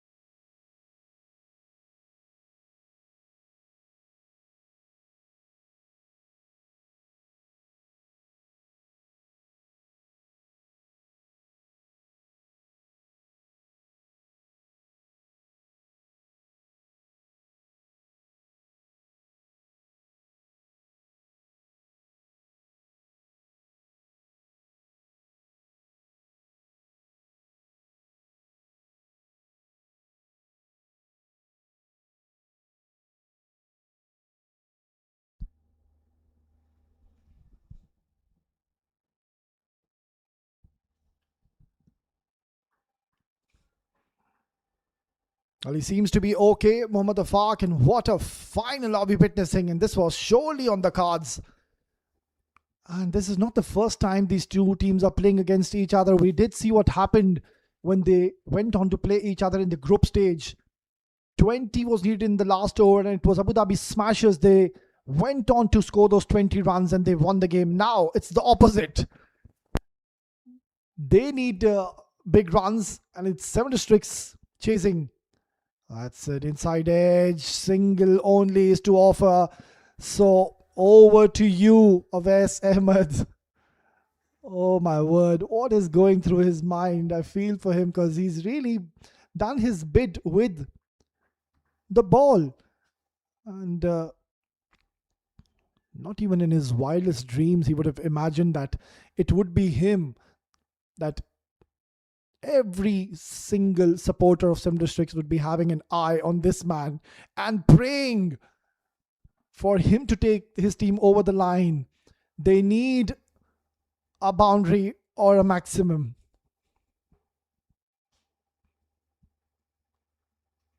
He's hit that hard towards the car corner. They're going to come back for the second. This is going to be close. Oh, in fact, they've done the right thing. It would have been a run out. And also what would have happened is that there would have been a new batter at the crease. So very good thinking in the end. Chin up, Mohammad Fark. You can do it. You've done exceptionally well. Just one hit is all you need. It will come down to 3 in the last delivery. 2 for a super over then. Have the belief, have the faith in yourself. This is the delivery which will decide which way this is going. Danish charging in. Oh, he's hit it in the gap. And they have only settled in for a single. Can you believe it? Now, why didn't they go for the second is the question. This is really unreal. A lot of questions will be asked. Why on earth did they not come back for the second? Because then they would have needed 7 for a win and 6 for a tie. Only now Danish Qureshi, he just does not need to overstep, and the players in the dugout will erupt. Because even if he smashes this out of the park of S. Ahmed, still they will lose 7 districts. That's it. That's the moment. History has been made, and what a sensational finish. The players are charging onto the field and emotions are high. What an incredible battle, and Abu Dhabi Smashers are the champions of UPRO Summer Cup Pro Edition 2026. They've shown courage, determination and nerves of steel, and there is Bharat Shonik, the owner. He's over the cloud moon because he knows that his team has done a fantastic job. What a performance under pressure. Every single player has contributed. And congratulations to Abu Dhabi Smashers for winning the final and lifting the trophy. They lift the trophy with pride. And of course, will write their names into cricketing glory. What a match have you witnessed. What a finish. And what scenes out there. There you go. Just indicating that this is our den. This is our moment. And the victory belongs to, once again, a team who has been unbeaten in this tournament, will remain unbeaten as they have clinched victory in the grand finale of UPRO Summer Cup Pro Edition. And what brilliant scenes out there. And the owner, Bharat Shonak, is ecstatic. Excellent collective performance by every single member, and are well deservedly crowned as the champions. Yeah, that's how the innings have panned out. You can see that the top orders couldn't really get going, and then Aftab Javed giving some impetus. Mohammad Afaq started off really slowly, and then there was some hope given from him, but in the end, they were shot. Yeah, exceptional bowling performance. Just the 5 specialist bowlers have been used, and you can see all of them have contributed. Umaid was slightly expensive, but for me, the pick of the bowlers was Mohammad Nadeem. Picked up 1 wicket and gave just 23 runs. Finals done and dusted of UPRO Summer Cup Pro Edition 2026. Abu Dhabi Smashers scoring 163 in 20 overs. Ghulam Murtaza playing a valuable match-winning innings. Irshad bowling exceptionally well in reply. 7 districts fell short by 7 runs. Mohammad Afaq, Aftab Javed gave a glimmer of hope, but what a brilliant performance by the 2 pacers, Zia and Mukhtar, and Nadeem again rising to the occasion, and Abu Dhabi Smashers have won this game by 7 runs. Right then, we're just going to dive into a short little break, and once we are back, we'll be all set for the final post-match presentation. Stay tuned.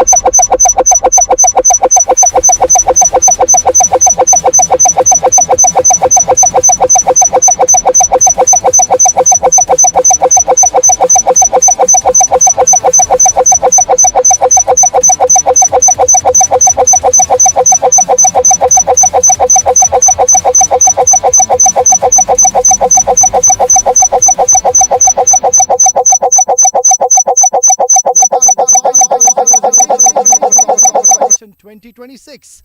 Well, first of all, a big thank you to Abu Dhabi Cricket Council for their unwavering support, Abu Dhabi Cricket and Sports Hub for the incredible facilities, the organizing team for their hard work behind the scenes, and even bigger thank you to Abu Dhabi Sports Council for their continued support.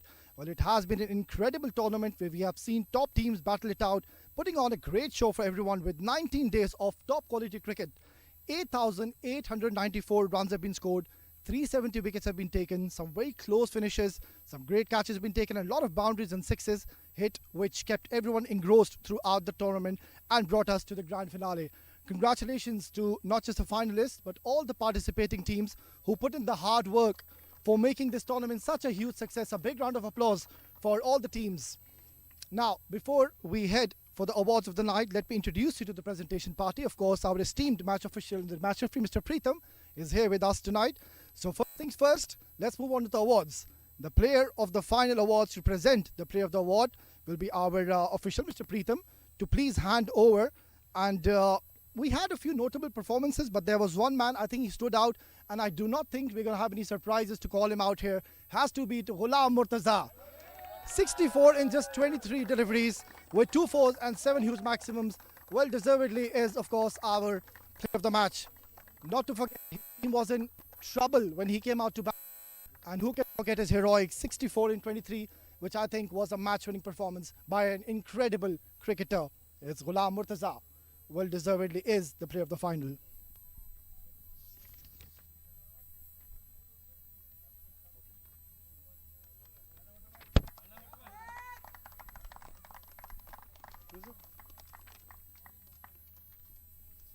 Well, next up, it's the best bowler of the tournament, and once again I would invite Mr. Preetham to hand over this tournament bowler, and it has to go to Mohammad Nadeem for 13 wickets in 7 matches, and I think he's done exceptionally well throughout with his bowling performance, and I think well deservedly he is, of course, our bowler of the tournament.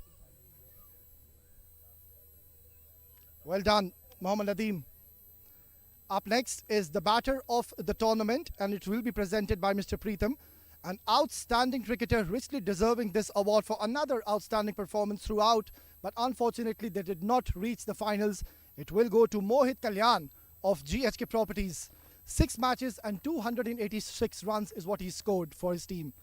Well, now moving on to the next award, it's the big one. It's the player of the tournament. There were a lot of contenders for this one, but one player of the league was way ahead from the rest. To present the player of the league award, may I request again Mr. Preetham to please hand over the player of the tournament. Question, do we have any guesses for the player of the tournament? You guessed it right, it has to be Mohammad Nadeem. Outstanding all-round performance, and has once again led his team to victory in the all-important final. Was brilliant with the bat, with the ball, a true champion in the making, and well deservedly is our all-round performer, player of the tournament. Well done, Mohammad Nadeem. Well, now I would like to invite the captain of the runners-up team, Farman Ali of 7 districts, to please come forward and have a few words with us. I think he was absolutely brilliant throughout the tournament with his leadership qualities, but unfortunately hasn't gone on to win the finals. Commiserations, Farman. Unfortunately match हार गए. क्या लगता है आपको आज इतने बड़े match के अंदर इतनी अच्छी शुरुआत हुई थी आपकी बॉलिंग में, क्या लगता है कहाँ गलत हुआ? बिस्मिल्लाहिर्रहमानिर्रहीम, बिल्कुल हमारा जो अकॉर्डिंग टू प्लान ही चल रहा था. टॉस जीत के हमने बॉलिंग पहले की, और जिस तरह के स्टार्ट अवैस और फरहान ने माशाल्लाह स्टार्ट दिया और ऊपर से बॉलिंग की, तो उन्होंने बहुत अच्छा स्टार्ट किया. बहुत अच्छी बॉलिंग चल रही थी, तो माशाल्लाह बीच में भी जिस तरह बॉलिंग सारे अच्छे करते आ रहे थे. लेकिन अनफॉर्चुनेटली जब किसी का एक दिन होता है तो ज़ाहिर बात है वो कुछ भी हो जाए तो फिर वो उसके दिन ही होता है. तो जिस तरह माशाल्लाह मुर्तज़ा भाई ने आउटस्टैंडिंग इनिंग खेली है, तो माशाल्लाह आज उनका दिन था, तो उन्होंने बहुत आउटस्टैंडिंग खेला है. तो बट उन्होंने कोई चांसलेस इनिंग खेली, तो माशाल्लाह I appreciated as a well knock in final. तो ऑब्वियसली बस हम थोड़ा सा लूज़ कर गए, जिस वजह से थोड़ा सा रन्स एक्स्ट्रा हो गए, वरना अदरवाइज़ इंशाल्लाह 530 तक इनको कर रहे थे. बट जो थोड़े से रन वो जो एक्स्ट्रा हुए वो हमें थोड़ा सा मुश्किल कर गए. फरमान, ओवरऑल आपका टूर्नामेंट बहुत अच्छा गया है. आई एम श्योर आप काफ़ी लर्निंग और एक्सपीरियंस लेके जाएंगे इस टूर्नामेंट से. देखिए जी, हर गेम सीखना चाहिए, क्योंकि सीखने का मराहल तो कब्र तक होता है। और आप जिस चीज़ को जितना सीखोगे उतनी अचीवमेंट आपको मिलेगी, उतना आप और अच्छा करोगे। तो बस जो गलतियाँ होती है उससे इंसान को सीखना चाहिए।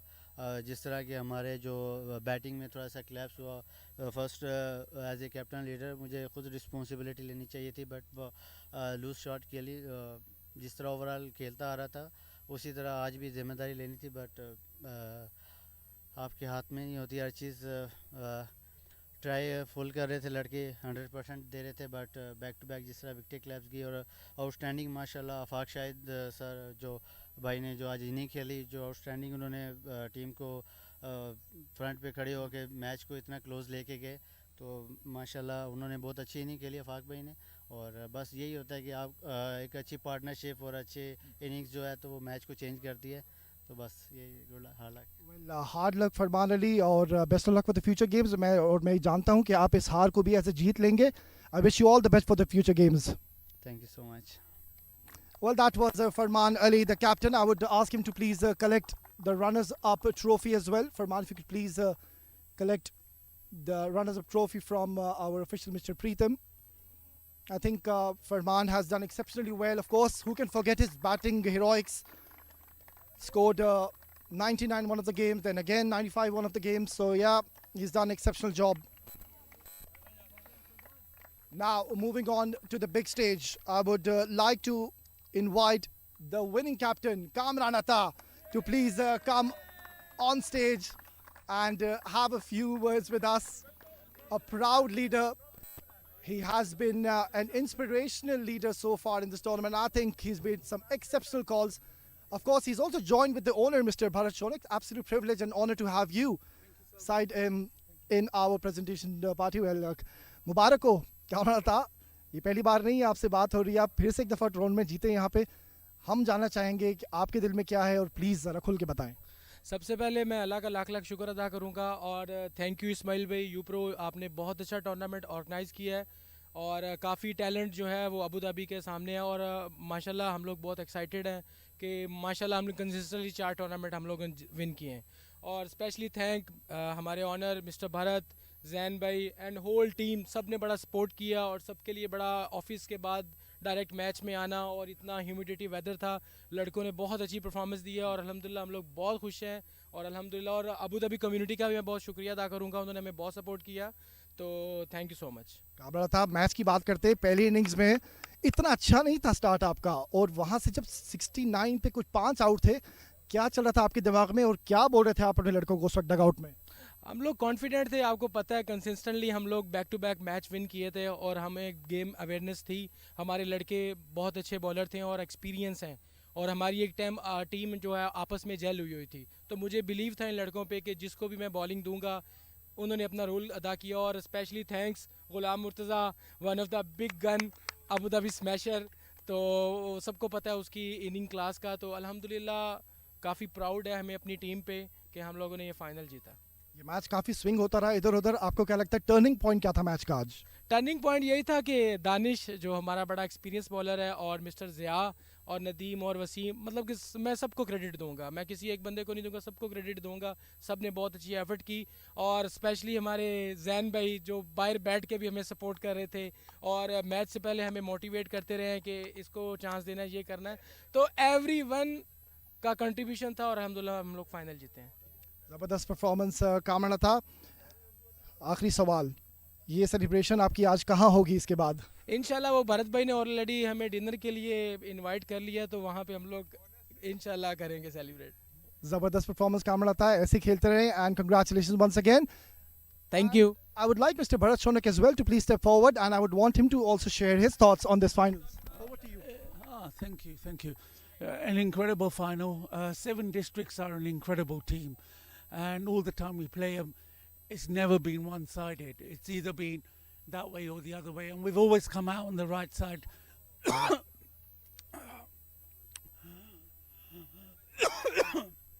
Sorry. So, yeah, my voice has gone. All the shouting. You want to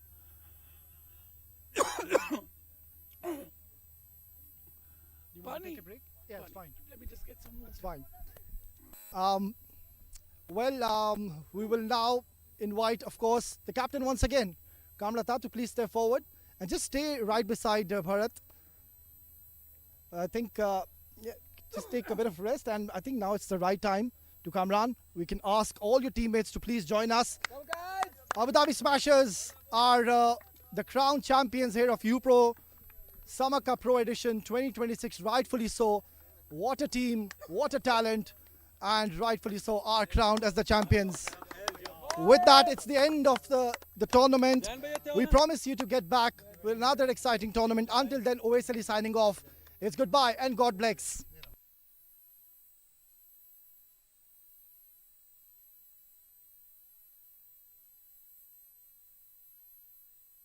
जल्दी आ जाओ, जल्दी आ जाओ।